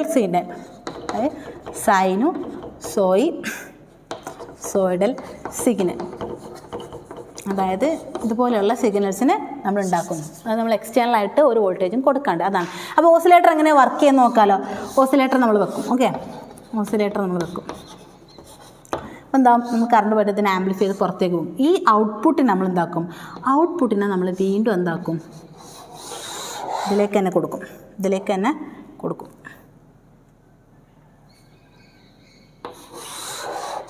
ഇതിലേക്ക് തന്നെ നമ്മൾ പാസ് ചെയ്ത് കൊടുക്കും. അതായത് ഔട്ട്പുട്ട് വോൾട്ടേജിനെ നമ്മൾ എന്താക്കും? ഔട്ട്പുട്ടായിട്ട് കിട്ടുന്നതിന് വീണ്ടും നമ്മൾ ഇൻപുട്ടായിട്ട് സപ്ലൈ കൊടുക്കും. ഇതാണ് ഓസിലേറ്റർ ചെയ്യണത്. ഓക്കെ, ഓസിലേറ്റർ ചെയ്യുന്ന കാര്യങ്ങൾ. അപ്പോൾ ഇതിന് നമ്മൾ എന്താ വിളിക്കും? പോസിറ്റീവ് ഫീഡ്ബാക്ക് എന്ന് വിളിക്കും. എന്ന് വിളിക്കും. ഇതാണ് അപ്ലിക്കേഷൻസ് ഓഫ് ട്രാൻസിസ്റ്റർ. ആദ്യം എന്തായിരുന്നു? It is used as a switch. രണ്ടാമത്തത് it is used as a amplifier. And the third one it is used as a oscillator. അപ്പോൾ ഇതാണ് 3 അപ്ലിക്കേഷൻ ഓഫ് ട്രാൻസിസ്റ്റർ എന്ന് പറയുന്നത്. അപ്പോൾ 3 മാർക്കിനൊക്കെ ചോദിക്കണമെങ്കിൽ ജസ്റ്റ് അത് എന്താണെന്ന് എഴുതിയാൽ മതി. കൂടുതൽ മാർക്കിന് ചോദിക്കുകയാണെങ്കിൽ എന്താക്കണം? അത് 3 എന്താണെന്ന് ഇത്രയെങ്കിലും എഴുതി വെക്കണം. ഓക്കെ, ഇനി 4th മൊഡ്യൂൾ നമുക്ക് ഇമ്പോർട്ടൻസ് ആയിട്ട് തോന്നുന്ന ഒരു ടോപ്പിക്കാണ് എന്ത്? Photoelectric effect. എന്താണ് photoelectric effect?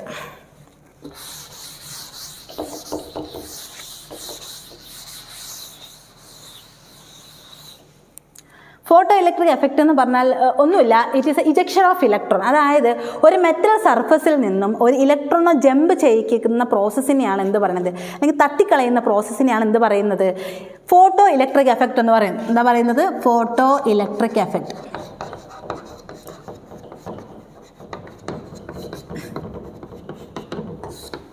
So it is a ejection of electron from the surface of a metal in presence of light. അപ്പോൾ ഒരു ഇൻസിഡൻറ്റ് ലൈറ്റ് വന്നിട്ട് എന്താക്കുന്നു?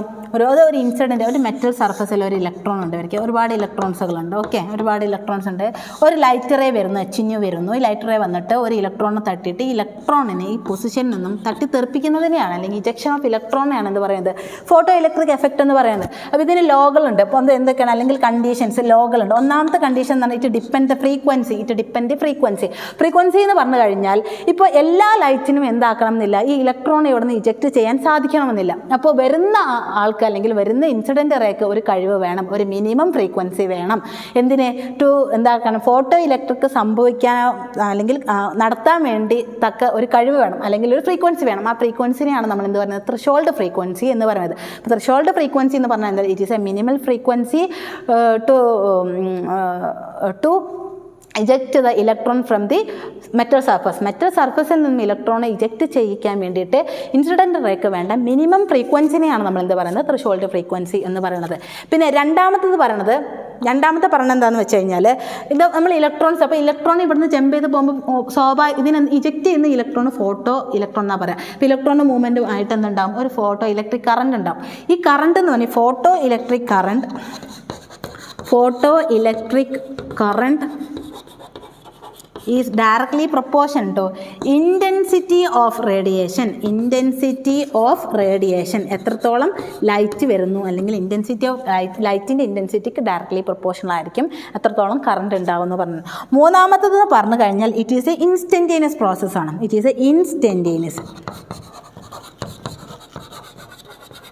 ഇൻസ്റ്റൻറ്റേനിയസ് പ്രോസസ്സാണ്. അതായത് ഇജക്ഷൻ ഓഫ് ലൈറ്റിനും അല്ലെങ്കിൽ ഹിറ്റിംഗ് ഓഫ് ലൈറ്റിനും ഇജക്ഷൻ ഓഫ് ഇലക്ട്രോണിനും തമ്മിൽ എന്തുള്ള ഒരു time gap ഇല്ല, എന്താ ഒരേ സ്റ്റെപ്പ് തന്നെ, അതായത് ടൈം ലാഗ് ഇല്ലാതെ നടക്കുന്ന ഒരു പ്രോസസ്സാണ്.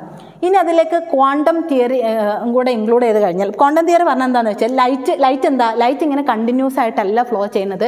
ഇത് പാക്കറ്റ് ഓഫ് ലൈറ്റ്, അതായത് വരുന്നത് ഓരോ പാക്കറ്റുകളായിട്ടാണ് വരുന്നത്. ലൈറ്റ് എങ്ങനെ ട്രാവൽ ചെയ്യുന്നത്? പാക്കറ്റ് ഫോമിലാണ് വരുന്നത്. ആ പാക്കറ്റ് ഓഫ് ലൈറ്റിനെയാണ് അല്ലെങ്കിൽ പാക്കറ്റ് ഓഫ് ഫോട്ടോണെയാണ് ക്വാണ്ട അല്ലെങ്കിൽ ഫോട്ടോൺ എന്ന് പറയുന്നത്. പാക്കറ്റ് ഓഫ് ലൈറ്റ് എന്താണ്? പാക്കറ്റ് ഓഫ് ലൈറ്റിനെയാണ് എന്ത് പറയുന്നത്? നമ്മൾ ക്വാണ്ട അല്ലെങ്കിൽ ഫോട്ടോൺ എന്ന് പറയുന്നത്, ഫോട്ടോൺ എന്ന് പറയുന്നത്. ഓക്കെ, ഇത് വെച്ചിട്ടാണ് നമ്മൾ ഐൻസ്റ്റീൻ എന്താ ഫോട്ടോ ഇലക്ട്രിക് എഫക്റ്റ് കൂടുന്നതെന്ന് എക്സ്പ്ലെയിൻ ചെയ്തത്. അപ്പോൾ ഐൻസ്റ്റീൻ എന്താ പറഞ്ഞതെന്ന് വെച്ചാൽ, നമ്മൾ ഒരു ഫ്രീക്വൻസിയിലെ ലൈറ്റ് മെറ്റൽ സർഫസിലെ തട്ടി അവിടുന്ന് ഇലക്ട്രോൺ ഇജക്റ്റ് ചെയ്ത് പോയി. അപ്പോൾ എന്തുണ്ടാവും? നമുക്ക് ടോട്ടൽ എനർജി എന്ന് പറയുന്നത്, threshold energy plus kinetic energy ആണ്. ത്രെഷോൾഡ് എനർജി പ്ലസ് കൈനറ്റിക് എനർജിയാണ്. ടോട്ടൽ എനർജി എന്ന് പറഞ്ഞാൽ HNU ആണ്. ത്രെഷോൾഡ് എനർജി എന്ന് പറഞ്ഞാൽ HNU 0 ആണ്. കൈനറ്റിക് എനർജി എന്ന് പറഞ്ഞാൽ ½ mv² ആണ്. ഇത്രയാണ് ആര് പറഞ്ഞത്? ഐൻസ്റ്റീൻ പറഞ്ഞത്. ഇത്രയും കാര്യങ്ങളാണ് ഐൻസ്റ്റീന് പറഞ്ഞത്. ഇനി പറയുന്നത്, അതായത് ഫോട്ടോ ഇലക്ട്രിക് എഫക്റ്റ് ഉപയോഗിച്ച് നമുക്ക് കാണുന്ന കുറേ ഡിവൈസ്, അല്ലെങ്കിൽ application of photo electric effect എന്നൊക്കെ വേണമെങ്കിൽ പറയാം. ചിലപ്പോൾ അങ്ങനെയും ക്വസ്റ്റ്യനിൽ വരാം. അപ്പോൾ നിങ്ങൾ എന്താ എഴുതേണ്ടതെന്ന് വെച്ചാൽ ഫോട്ടോ സെല്ലിനെ കുറിച്ചാണ്. ഇനി നമ്മൾ പറയാൻ പോകുന്നത് ഫോട്ടോ സെല്ലിനെ കുറിച്ചാണ്. ഓക്കെ,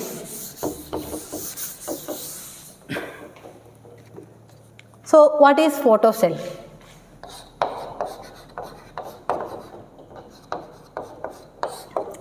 ഫോട്ടോ സെൽ എന്നാൽ ഇറ്റ് ഈസ് എ ഡിവൈസ്. എന്ത് ഹെൽപ്പ് ചെയ്യുന്നു? To help convert the light energy into electricity. അതായത് ലൈറ്റ് എനർജി ഇലക്ട്രിസിറ്റി ആക്കി മാറ്റാൻ ഉപയോഗിക്കുന്ന ഒരു ഡിവൈസിനെയാണ് നമ്മൾ എന്ത് പറയുന്നത്? ഫോട്ടോ സെൽ എന്ന് പറയുന്നത്. ഫോട്ടോ സെല്ല് എങ്ങനെയാണ്? അതായത് നമ്മളൊരു ട്യൂബിൽ ഒരു കാഥോഡ് ഉണ്ടാവും, ഒരു ആനോഡ് ഉണ്ടാവും, പിന്നെ നമ്മൾ അതിന് ഇലക്ട്രോൺ ഉണ്ടാവും, ഒരു കാഥോഡ് ഉണ്ടാവും, ഒരു ആനോഡ് ഉണ്ടാവും. ഇതെന്താക്കി മാറ്റുണ്ടാവും? നമ്മളൊരു എക്സ്റ്റേണലായിട്ട് കൊടുത്തിട്ടുണ്ടാവും. ഇതിൽ ക്വാഡ്സ് പോലുള്ള ഒരു ഇരണം ഇവിടെ എന്ത് വരും? ലൈറ്റ് വരും. ഓക്കെ, ഇതിനെന്താ? ഇതിനെ മേലെ ഒരു ഫോട്ടോ സെൻസിറ്റീവായ മെറ്റീരിയൽ കോട്ട് ചെയ്തിട്ടുണ്ടാവും. ഒരു മെറ്റീരിയൽ കോട്ട് ചെയ്തിട്ടുണ്ടാവും. ഇനി എന്ത് സംഭവിക്കും? അപ്പോൾ നമ്മൾ ലൈറ്റ് കടന്നു വരും. നമ്മൾ ലൈറ്റിനെ എങ്ങോട്ടേക്കും? കാഥോഡിലേക്ക് ഡയറക്റ്റ് ചെയ്യുന്ന സമയത്ത്, കറണ്ട് ഇവിടെ മുട്ടുന്ന സമയത്ത് ഇജക്ഷൻ ഓഫ് ഇലക്ട്രോൺ സംഭവിക്കും. എന്ത് സംഭവിക്കും? Ejection of electron. ഇവിടെ നിന്ന് എന്താവും? ഇലക്ട്രോൺസ് ഇലക്ട്രോൺ ചാടിക്കഴിഞ്ഞ് കഴിഞ്ഞാൽ ഇവിടെയുള്ള ആനോഡ് ഏത് ചാർജാണ്? പോസിറ്റീവ് ടെർമിനൽ ചാർജ് പോസിറ്റീവാണ്. അപ്പോൾ നെഗറ്റീവ് ചാർജിൽ ഇലക്ട്രോൺ ചാർജുമായിട്ട് അട്രാക്റ്റ് ആവും. ഈ പോസിറ്റീവ് ചാർജുള്ള ആനോഡുമായിട്ട് അട്രാക്റ്റ് ആവുന്നു. അപ്പോൾ ഇലക്ട്രോൺ മൂവ് ചെയ്യുന്നതിൻ്റെ ഫലമായിട്ട് എന്തുണ്ടാവുന്നു? ഒരു കറണ്ട് ഫോം ചെയ്യുന്നു. അതാണ് ഫോട്ടോസെൽ. ഒന്നുമില്ല, ഇവിടെ നിന്ന് ഫോട്ടോ ഇലക്ട്രിക് എഫക്റ്റ് ഉണ്ടായിട്ട് ഇലക്ട്രോൺ ജമ്പ് ചെയ്യും. ഇലക്ട്രോൺ പോസിറ്റീവ് ചാർജുള്ള കാഥോഡുമായിട്ട് അട്രാക്റ്റർ ആവുന്നു. അത് അങ്ങോട്ടേക്ക് മൂവ് ചെയ്യുന്നതിൻ്റെ ഫലമായിട്ട് സർക്യൂട്ടിൽ എന്ത് ഫോം ചെയ്യുന്നു? ഇലക്ട്രിസിറ്റി ഡെവലപ്പ് ആവുന്നു. ഇതിനെയാണ് എന്ത് പറയുന്നത്? ഫോട്ടോ സെൽ എന്ന് പറയുന്നത്. ഇതിൽ ഏറ്റവും ഇമ്പോർട്ടൻ്റ് ആണ് ഒന്ന് സ്റ്റോപ്പിംഗ് പൊട്ടൻഷ്യൽ. ഇവിടെ നമ്മൾ ആലോചിക്കേണ്ട കാര്യം എന്താണെന്ന് വെച്ച് കഴിഞ്ഞാൽ, കാഥോഡ് നെഗറ്റീവും ആനോഡ് പോസിറ്റീവുമാണ്. ആനോടെങ്ങാനും നെഗറ്റീവ് ആയിരുന്നെങ്കിൽ എന്ത് സംഭവിക്കായിരുന്നു? നെഗറ്റീവും തമ്മിൽ എന്തുണ്ടാവുമായിരുന്നു? റിപ്പൽഷൻ ഉണ്ടായി കുറച്ച് ഇലക്ട്രോൺസ് ഇങ്ങോട്ടേക്ക് തന്നെ ബാക്കോട്ട് തന്നെ വരുമായിരുന്നു. പക്ഷെ നടക്കുന്നില്ല, അത് പോസിറ്റീവാണ്. നെഗറ്റീവ് ആയിരുന്നെങ്കിലുള്ള കാര്യമാണ് പറയുന്നത്. ഇതെന്താവും? ബാക്കോട്ട് വരും. സ്വാഭാവികമായിട്ടും ഈ സിസ്റ്റത്തിൽ എന്തുണ്ടാവും? കറണ്ടിൻ്റെ പ്രൊഡക്ഷൻ കുറഞ്ഞു വരും. ഓക്കെ, ഇനി നമ്മൾ പറയുന്നത് എന്താണ് സ്റ്റോപ്പിംഗ് പൊട്ടൻഷ്യൽ എന്ന് പറഞ്ഞു കഴിഞ്ഞാൽ ആനോഡിന് ഉണ്ടായിരിക്കേണ്ട ഒരു മിനിമം പൊട്ടൻഷ്യലാണ്. എന്ത്? To stop the photoelectric effect. അതെന്ന് പറഞ്ഞാൽ it is a anode potential to stop എന്തിന്? ഫോട്ടോ ഇലക്ട്രിക് എഫക്റ്റ് അവസാനിപ്പിക്കാൻ വേണ്ടിയിട്ട് ആനോഡിനുണ്ടായിരിക്കേണ്ട പൊട്ടൻഷ്യലിനെയാണ് എന്ത് പറയുന്നത്? സ്റ്റോപ്പ് പൊട്ടൻഷ്യൽ എന്ന് പറയുന്നത്. ഇത് നമ്മൾ പറയണ്ടേ, സ്റ്റോപ്പ് പൊട്ടൻഷ്യൽ E0 എന്ന് പറയുന്നത് എന്താണ്? കൈനറ്റിക് എനർജിനോട് ഈക്വലാണ്. അപ്പോൾ നമ്മൾ ഈ V0 എന്ന് പറഞ്ഞു കഴിഞ്ഞാൽ എന്താവും? കൈനറ്റിക് എനർജി എന്ന് പറഞ്ഞാൽ ഐൻസ്റ്റീൻ നമുക്കൊരു ഇക്വേഷൻ കിട്ടും, H⁻ - H⁻0 എന്ന് കൊടുക്കും. നമുക്ക് എന്താ വേണ്ടത്? പൊട്ടൻഷ്യൽ V0 ആണ് വേണ്ടത്. അപ്പോൾ എന്താവും? H⁻ divided by E minus H⁻ divided by E. H⁻0 divided by E0 ഇങ്ങനെ തന്നെയാണ്. അതായത് ഈ എന്നുള്ളത് കോമൺ ആയിട്ട് രണ്ടിൻ്റെയും അടുത്തേക്ക് പോകും. ഓക്കെ, കോമൺ ആയിട്ട് താഴത്തേക്ക് പോകും. ഇത്രയേ ഉള്ളൂ. അപ്പോൾ ഇത്രയേ ഉള്ളൂ എന്ത് പറയണത്? ഫോട്ടോ സെല്ലിൻ്റെ കാര്യം പറയണത്. ഇനി അടുത്ത് നമ്മൾ പറയാൻ പോകുന്നത് എന്താണ് ഫോട്ടോ സെല്ലിൻ്റെ അപ്ലിക്കേഷൻസ്. ചെറിയ അപ്ലിക്കേഷൻ നമ്മൾ ബർഗ്ലർ അലാംസുകളിൽ ഉപയോഗിക്കുന്നുണ്ട്. അതായത് എഴുതിക്കോ, ഒന്നത് ബർഗ്ലർ അലാംസുകളിൽ ഉപയോഗിക്കുന്നുണ്ട്. അതുപോലെ റിലേ സർക്യൂട്ടുകളിൽ ഉപയോഗിക്കുന്നുണ്ട്. അതുപോലെ ടെലിവിഷൻ ക്യാമറാസിൽ ഉപയോഗിക്കുന്നുണ്ട്. യൂസർ ഇൻ ടെലിവിഷൻ ക്യാമറ ഉപയോഗിക്കുന്നത്. അതുപോലെ ഓട്ടോമാറ്റിക് ക്യാമറകളിൽ ഉപയോഗിക്കുന്നുണ്ട്. അതുപോലെ തന്നെ ഡിറ്റക്ട് IR ലൈറ്റിനെ ഡിറ്റക്ട് ചെയ്യാൻ, അതായത് ഇൻഫ്രാറെഡ് ലൈറ്റിനെ ഡിറ്റക്ട് ചെയ്യാനും ഉപയോഗിക്കുന്നുണ്ട്? ഫോട്ടോ സെല്ലിനെ നമ്മൾ ഉപയോഗിക്കുന്നുണ്ട്. Okay,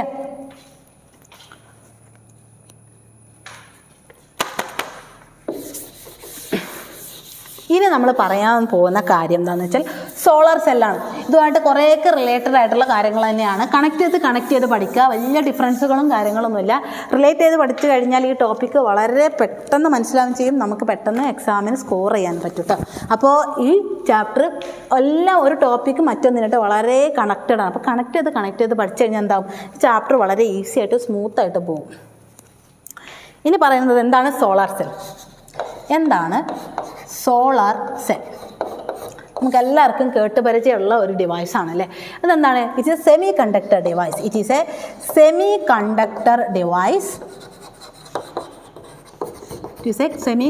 device. എന്തിനാണ്? To convert light energy into electricity. ഇതിനെ ഉപയോഗിക്കുന്നതാണ്, അല്ലെങ്കിൽ സെമി കണ്ടക്ടർ ഡിവൈസാണ് എന്ത് പറയുന്നത്? സോളാർ സെൽ എന്ന് പറയുന്നത്. അപ്പോൾ സോളാർ സെൽ എങ്ങനെയാണ് നമ്മൾ വരക്കുക? അപ്പോൾ സോളാർ സെൽ എന്ന് നമുക്ക് എന്ത് കാണാം? ഒരു PN ജംഗ്ഷനാണ്. ഓക്കെ, P എന്നുള്ളത് പോസിറ്റീവ് സിഗ്നൽ, ഉള്ളത് നെഗറ്റീവ് സിഗ്നൽ. ഓക്കെ, അയ്യോ, ഇതിന് നമ്മൾ ഒരു ബൾബുമായിട്ട് കണക്ട് ചെയ്തു. ഇവിടെ എന്താവും? ഇവിടെ നമ്മൾ ലൈറ്റ് വരുന്ന സമയത്ത് നമ്മൾ ആറ്റംസിൽ നിന്ന് എന്ത് പോകും?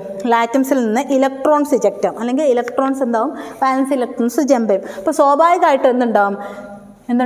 ഇലക്ട്രോൺസ് പുറത്തേക്ക് ചാടും, അല്ലെങ്കിൽ ഇലക്ട്രോൺസ് ഹോൾസുകൾ ഉണ്ടാകും. അപ്പോൾ ആദ്യത്തെ സ്റ്റെപ്പ് എന്ന് പറഞ്ഞാൽ ജനറേഷൻ ഓഫ് ചാർജ് കാരിയേഴ്സ് ആണ്. എന്താണ്? Generation of charge careers. അതായത് ലൈറ്റ് വന്ന് മുട്ടുമ്പോൾ മെറ്റൽസ് നിന്നും ഇലക്ട്രോൺസ് പുറത്തേക്ക് ചാടും.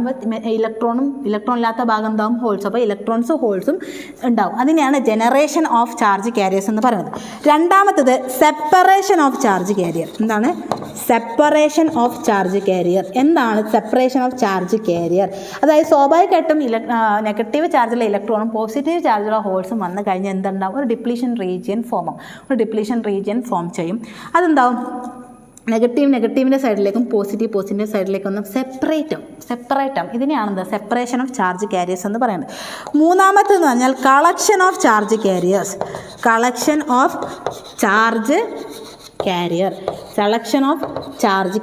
എന്താണ് കളക്ഷൻ? അതായത് സെപ്പറേറ്റ് ചെയ്ത ചാർജ് സർക്യൂട്ടുകളിലൂടെ മൂവ് ചെയ്തിട്ട് എന്തുണ്ടാവും? ഇലക്ട്രിസിറ്റി പ്രൊഡ്യൂസ് ചെയ്യും. ഇതിനെയാണ് എന്ത് പറയുന്നത്? കളക്ഷൻ ഓഫ് ചാർജ് കാരിയേഴ്സ് എന്ന് പറയുന്നത്. അപ്പോൾ ഇത്രയേ ഉള്ളൂ സോളാർ സെൽ എന്ന് പറയുന്നത്. ഇനി ഇതിൻ്റെ അപ്ലിക്കേഷൻ വളരെ സിമ്പിളായിട്ട് പറയുന്ന കാര്യങ്ങൾ എന്താണ്? നമുക്ക് ഉപയോഗിക്കുന്ന നമ്മൾ എന്നും കാണുന്നു വരുന്ന കാര്യങ്ങളൊക്കെയാണ്. ഒന്ന്, it is used in a satellite. സാറ്റലൈറ്റുകൾ ഉപയോഗിക്കുന്നുണ്ട് അല്ലേ? Satellites and space station. സ്പേസിലുള്ള സ്റ്റേഷൻ എലോൺ മസ്കൊക്കെ എല്ലാവർക്കും ഫെമിലിയർ ആണല്ലേ. അപ്പോൾ എന്തായാലും ധാരണയുണ്ടാവും. സാറ്റലൈറ്റുകളും സ്പേസ് സ്റ്റേഷനിലൊക്കെ എന്ത് ഉപയോഗിക്കുന്നുണ്ട്? സോളാർ സെല്ലുകൾ ഉപയോഗിക്കുന്നുണ്ട്. അതിൽ യൂസ്ഡ് ഇൻ എ കാൽക്കുലേറ്ററുകൾ ഉപയോഗിക്കുന്നുണ്ട്. അതുപോലെ ഇലക്ട്രിക് വെഹിക്കിൾ ഉപയോഗിക്കുന്നുണ്ട് അല്ലേ? അല്ലേ? ഇത്രയും അറ്റ്ലീസ്റ്റ് ഈ 3 എണ്ണമെങ്കിലും പഠിച്ചിട്ട് പോവാം കേട്ടോ. അപ്പോൾ ഇതാണ് സോളാർ സെല്ലിൻ്റെ ഒരു കണ്ടൻസ്ഡ് ഫോം എന്ന് വേണമെങ്കിൽ പറയും. അറ്റ്ലീസ്റ്റ് ഒന്നായിട്ട് പഠിക്കാൻ പറ്റാത്തവർ അറ്റ്ലീസ്റ്റ് ഇത്രയെങ്കിലും കാര്യങ്ങൾ പഠിച്ചിട്ട് പോവാം. ഓക്കെ, അപ്പോൾ സോളാർ സെല്ലും കൃത്യമായിട്ട് മനസ്സിലായിട്ടുണ്ടാവും എന്ന് ഞാൻ വിചാരിക്കുന്നു. നമ്മൾ അടുത്ത ടോപ്പിക്കിലേക്ക് മൂവ് ചെയ്യാണ്. ഇത് കുറച്ചും കൂടി എന്താ പറയുക, ഇത്രയും നേരം നമ്മൾ ഡിസ്കസ് ചെയ്ത ടോപ്പിക്കിൽ നിന്നും കുറച്ചും കൂടെ മാറ്റമുള്ളൊരു സബ്ജക്റ്റാണ് കേട്ടോ ലേസർ എന്ന് പറയുന്ന കാര്യം. ലേസറാണ്. And what do you mean by laser? Laser എന്ന് ചോദിച്ചാൽ എന്താണ്? Light amplification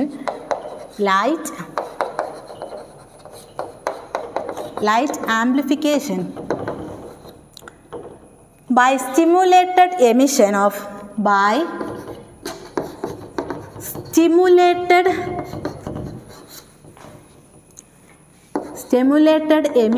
of radiation. അപ്പോൾ light amplification L, amplification A, stimulated S, എമിഷൻ്റെ E, radiation R. ഇപ്പം എന്താണ്? ലേസർ അല്ലേ? ലേസർ മനസ്സിലായി എന്ന് വിചാരിക്കുന്നത്. ഇതാണ് ലേസറിൻ്റെ ഫുൾ ഫോം എന്ന് പറയുന്നത്. ഇതെന്താ? ഇത് മോണോക്രോമാറ്റിക് ആയിരിക്കും, കൊഹറൻ്റ് ആയിരിക്കും, നല്ല എനർജറ്റിക് ആയിരിക്കും. ഇങ്ങനെയുള്ള പ്രത്യേകതകളൊക്കെ ഉണ്ട് ലേസറിൻ്റെ പ്രത്യേകതകളൊക്കെ ഉണ്ട്. ഇനി നമ്മൾ പറയണത് 2 തരത്തിൽ എമിഷൻ ഉണ്ട്. ഒന്ന് സ്പോണ്ടേനിയസ് എമിഷനും ഒന്ന് എന്താണ്? സ്റ്റിമുലേറ്റഡ് എമിഷൻ സംഭവിക്കുമ്പോൾ മാത്രമേ എന്തുണ്ടാവുള്ളൂ? ലേസർ ഉണ്ടാവുകയുള്ളൂ. അപ്പോൾ 2 തരത്തിൽ എമിഷൻ ഉണ്ട്. എന്താണ്? Spontaneous emission. രണ്ടാമത്തത് സ്റ്റിമുലേറ്റഡ് എമിഷൻ.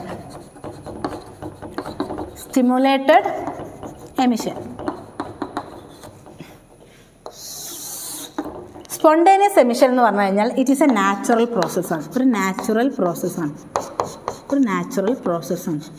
എമിഷൻ എന്ന് പറഞ്ഞാൽ എന്താണ്? എക്സൈറ്റഡ് സ്റ്റേറ്റിൽ നിന്നും എനർജി റിലീസ് ചെയ്ത് ഗ്രൗണ്ട് സ്റ്റേറ്റിലേക്ക് ഒരു മോളിക്യൂൾ, ഒരു ആറ്റം വരുന്നതിനെയാണ് നമ്മൾ എന്ന് പറഞ്ഞാൽ എമിഷൻ എന്ന് പറയുന്നത് കേട്ടോ. ആ എമിഷൻ അതായത് എനർജി റിലീസിങ് ഇവിടെ നിന്ന് എക്സൈറ്റഡ് സ്റ്റേറ്റിൽ നിന്ന് ഗ്രൗണ്ട് സ്റ്റേറ്റിലേക്ക് വരുമ്പോൾ ഉള്ളതിനെയാണ് എമിഷൻ എന്ന് പറയുക. അത് പറഞ്ഞാൽ നാച്ചുറൽ പ്രോസസ്സാണ്. അതിനെന്തല്ല, no need of an external agency. ഒരു എക്സ്റ്റേണൽ ആയിട്ട് ആരുടെയും സഹായമില്ലാതെ, no need an external agency,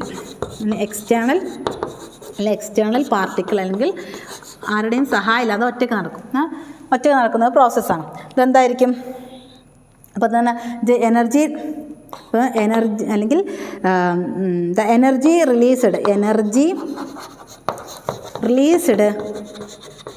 by the atom from excited to ground state without any external help. ഒരു ഹെൽപ്പും ഇല്ലാതെ എന്താ എക്സൈറ്റഡ് സ്റ്റേറ്റിൽ നിന്ന് ഗ്രൗണ്ട് സ്റ്റേറ്റിലേക്ക് നമ്മൾ എന്താ പറയുക, ഒരു ആറ്റം വരുന്നതിനെയാണ് നമ്മൾ പറയുക സ്പോണ്ടേനിയസ് എമിഷൻ എന്ന് പറയുന്നത്. ഓക്കെ, ഇത്രയും കാര്യങ്ങൾ ഓക്കെ എന്തോ ഞാൻ വിചാരിക്കുന്നു. ഇത് എന്താണ് സ്റ്റിമുലേറ്റഡ് എമിഷൻ. ഇത് നേരെ ഓപ്പോസിറ്റ് ആണ്. ഇതെന്താണ്? ഇത് നാച്ചുറൽ പ്രോസസ്സ്. എന്താണ്? ഒരു നാച്ചുറൽ പ്രോസസ്സ് അല്ല. ഇതിനെന്താവശ്യമുണ്ട്? Need external agency. എക്സ്റ്റേണലായിട്ട് ചില കാര്യങ്ങൾ അല്ലെങ്കിൽ ചില വ്യക്തികൾ, ചില വസ്തുക്കൾ, ചില പാർട്ടികൾ വന്നാൽ മാത്രമേ എന്ത് നടക്കുകയുള്ളൂ? സ്റ്റിമുലേറ്റഡ് എമിഷൻസ് നടക്കുകയുള്ളൂ. അതാണ് എക്സ്റ്റേണൽ ഏജൻസി എന്ന് പറഞ്ഞു കഴിഞ്ഞാൽ എന്തും ആവാം കേട്ടോ. Okay, external agent. അപ്പോൾ ഇതെങ്ങനെ എഴുതും? It is a energy released by the atom from excited to ground state with help of an external agent. അങ്ങനെയാണെങ്കിൽ ഈ സ്റ്റേറ്റ്മെൻറ്റിനെ കറക്റ്റായിട്ട് ഇവിടെ മാത്രം മാറ്റം വരുത്തിയിട്ട് നമുക്ക് എഴുതാം. വിത്ത് ഹെൽപ്പ് ഓഫ് എക്സ്റ്റേണൽ ഏജൻറ്റ്. ഇതിനകത്ത് ഒരു ടേം കൂടുതൽ വരും. എന്താണ് മെറ്റാസ്റ്റേബിൾ സ്റ്റേറ്റ്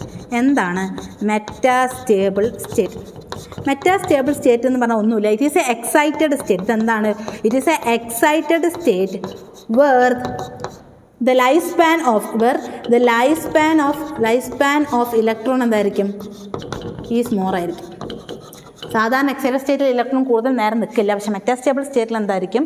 കൂടുതൽ നേരം നിൽക്കും. അങ്ങനെയുള്ള ഒരു ഹയർ എനർജി ഉള്ള ഒരു എക്സൈറ്റഡ് സ്റ്റേറ്റിനെയാണ് നമ്മൾ എന്ത് പറയുന്നത്?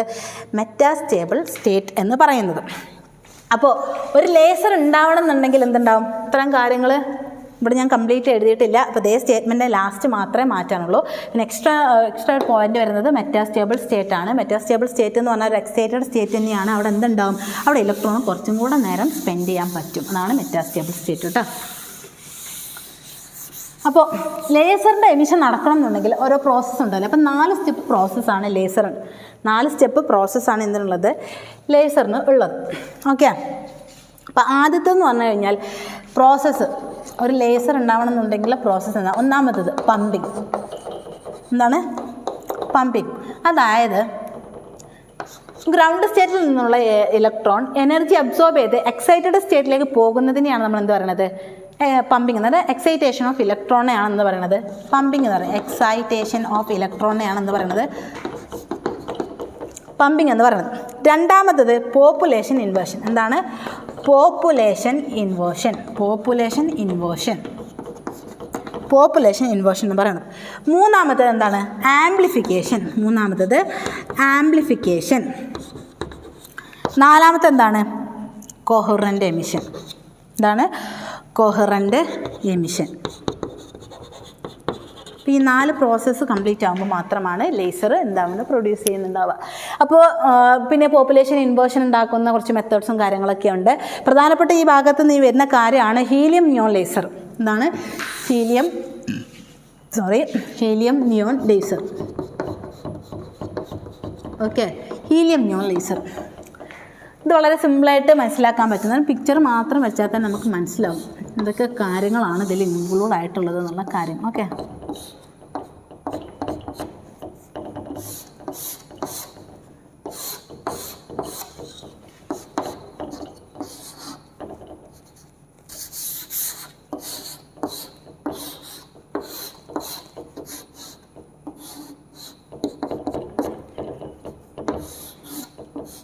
ഒരു പോസിറ്റീവ് ടെർമിനൽ, നെഗറ്റീവ് ടെർമിനൽ കേട്ടോ.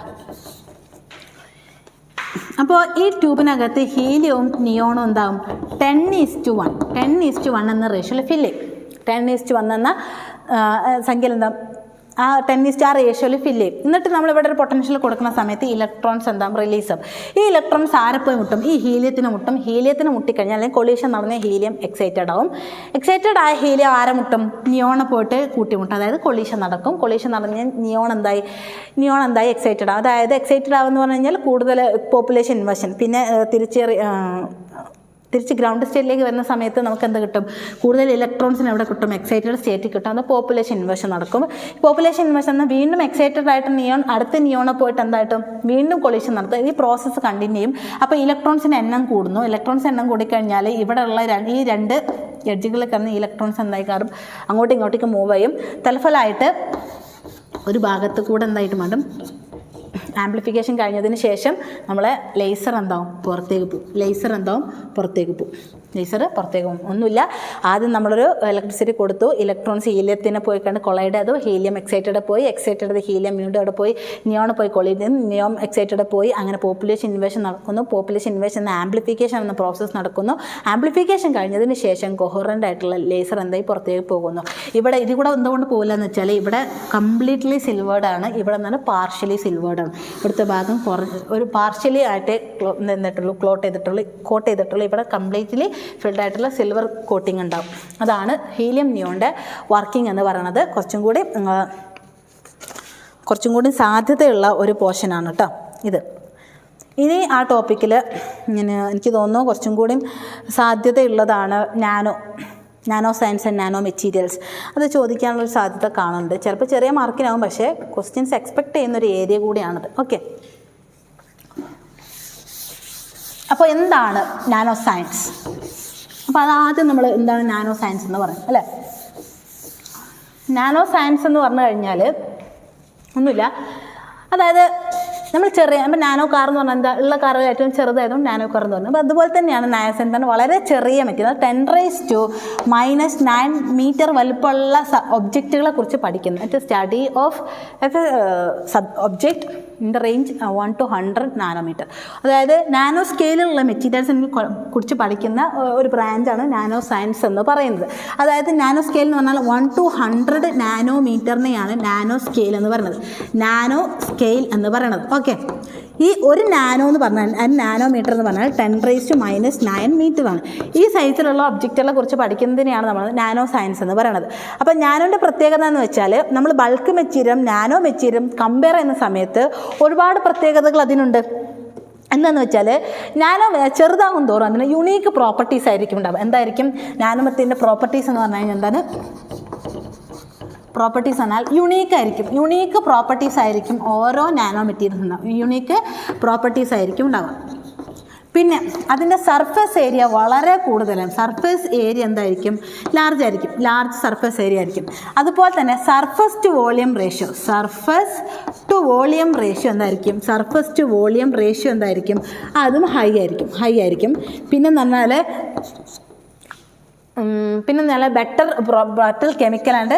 Better chemical and physical properties ആയിരിക്കും. ഇപ്പോൾ ബൾക്കിനേക്കാളും കമ്പയർ ചെയ്യുന്ന സമയത്ത് നാനോ മെറ്റീരിയൽസിന് ഒരുപാട് പ്രത്യേകത അഡ്വാൻറ്റേജസുകൾ ഉണ്ട്. അതുകൊണ്ടാണ് ഇപ്പോഴത്തെ ഫാസ്റ്റ് ഗ്രോയിങ് ഫീൽഡായിട്ട് നാനോ സയൻസ് അറിയപ്പെടുന്നത്. ഓക്കെ, ഇനി അതിൽ ഏറ്റവും കൂടുതൽ പറയാനുള്ളത് ഏറ്റവും വെൽ നോൺ ആയിട്ടുള്ള ഒരു കാർബൺ അല്ലെങ്കിൽ nano material carbon nano tubes. മിക്കവാറും ചോദിക്കാൻ സാധ്യത ഉണ്ടെന്ന് എനിക്ക് തോന്നുന്നു.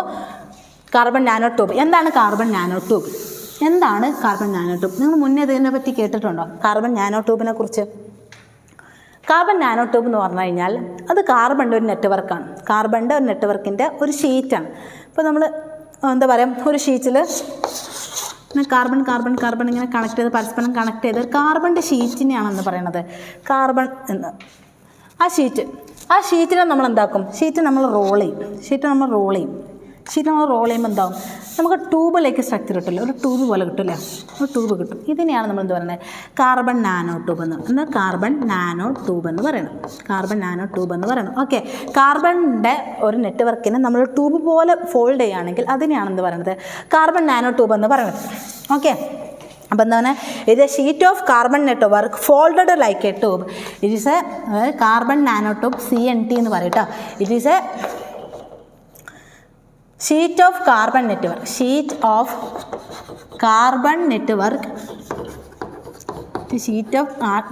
Network folded like A tube in nano scale റേഞ്ചിൽ കാർബണിൻ്റെ ഷീറ്റിനെ ഒരു ട്യൂബ് പോലെ മടക്കുകയാണെങ്കിൽ അതിനെയാണ് കാർബൺ നാനോ ട്യൂബ് എന്ന് പറയുന്നത്. അപ്പോൾ കാർബൺ നാനോ ട്യൂബിന് എന്താണ്? രണ്ടായിട്ട് തരംതിരിച്ചിട്ടുണ്ട്. കാർബൺ നാനോ ട്യൂബ് രണ്ടായിട്ട് നമ്മൾ തരംതിരിച്ചിട്ടുണ്ട്. ഒന്നാമത്തത് single walled carbon nanotube. രണ്ടാമത്തത് multi walled carbon nanotube. ഇതിനെന്തായാലും MWCNT എന്നെഴുതാം. ഇവിടെ എന്താ എഴുതാം? SW single walled CNT carbon nanotube. Okay, ഇത് തമ്മിലെ പ്രത്യേകത എന്താണ്?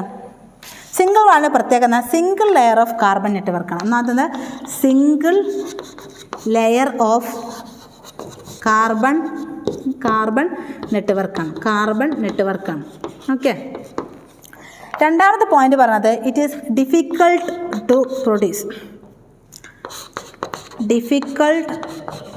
പ്രൊഡ്യൂസ് അല്ലെങ്കിൽ ഡെവലപ്പ്. നിങ്ങൾക്ക് ഇങ്ങനെ എഴുതാൻ ഡെവലപ്പ് ചെയ്യാൻ എന്താണ് പ്രയാസമാണ്, കുറച്ചും കൂടെ പ്രയാസമാണ്. ഇതിൻ്റെ ഷേപ്പ് 2D ഹെക്സഗണൽ ഷേപ്പാണ്. നാലാമത്തത് ഹോളോ സിലിണ്ടറിക്കലാണ്. അത് ഉള്ളിലൊന്നുമില്ലാതെ ഒരു സിലിണ്ടറിക്കൽ ഷേപ്പാണ്, ഹോളോ സിലിണ്ടറിക്കൽ നാച്ചറാണ്. ഓക്കെ, ഇങ്ങനെയാണ് എന്തുള്ളത് നമ്മൾ single walled carbon nano tube കാണപ്പെടുന്നത്. ഓക്കെ ആണല്ലോ. അപ്പോൾ കാർബൺ നാനോ ട്യൂബ് പ്രത്യേകത എന്ന് പറഞ്ഞാൽ നാനോ സൈസ് മാത്രമല്ല, ഇതിനെന്താ സ്റ്റീലിനേക്കാളും സ്ട്രെങ്ത്തും കാര്യങ്ങളൊക്കെ ഉണ്ട്. പിന്നെ ഇത് അലോട്രോപ്പ് ഓഫ് കാർബൺ ആണ്. അങ്ങനെ ഒരുപാട് പ്രത്യേകതകളുണ്ട് കാർബൺ നാനോ ട്യൂബിന്. അപ്പോൾ കാർബൺ നാനോ ട്യൂബ് രണ്ടായിട്ട് തരംതിരിച്ചിട്ടുണ്ട്. ഒന്ന് സിംഗിൾ വാൾഡ് കാർബൺ നാനോ ട്യൂബും ഒന്ന് മൾട്ടി വാൾഡ് കാർബൺ നാനോ ട്യൂബും. അപ്പോൾ സിംഗിൾ വാൾഡ് എന്താണ്? സിംഗിൾ ലെയർ ഓഫ് കാർബൺ നെറ്റ്വർക്കാണ്. അത് ഭയങ്കര പ്രയാസമാണ് ഡെവലപ്പ് ചെയ്യാൻ വേണ്ടിയിട്ട്. അത് 2D ഹെക്സഗണൽ ഷേപ്പ് പോലെയാണ്, ഹോളോ സിലിണ്ടറിക്കൽ നാച്ചറാണ് അതിനുള്ളത് എന്നുള്ളതാണ്. ഇനി മൾട്ടി വാൾഡ് കാർബൺ നാനോ ട്യൂബിലേക്ക് എത്തുമ്പോൾ ഇതിൽ നേരെ ഓപ്പോസിറ്റ് എഴുതാം. ഒന്നാമതാണ് മൾട്ടി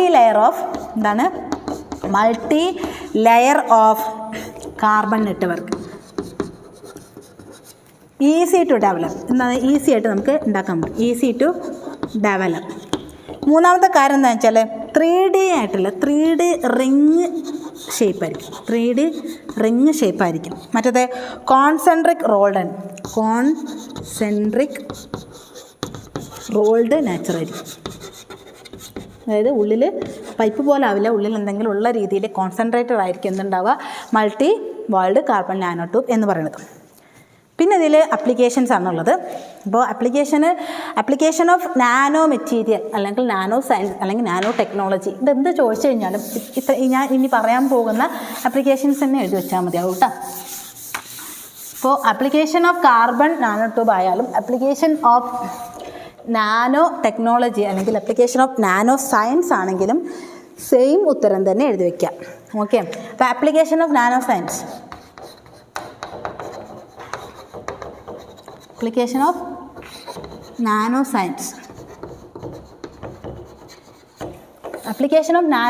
എന്താണെന്ന് വെച്ച് കഴിഞ്ഞാൽ ഒന്നാമത്തത് ഇതിന് used as a cancer treatment. എന്താണ്?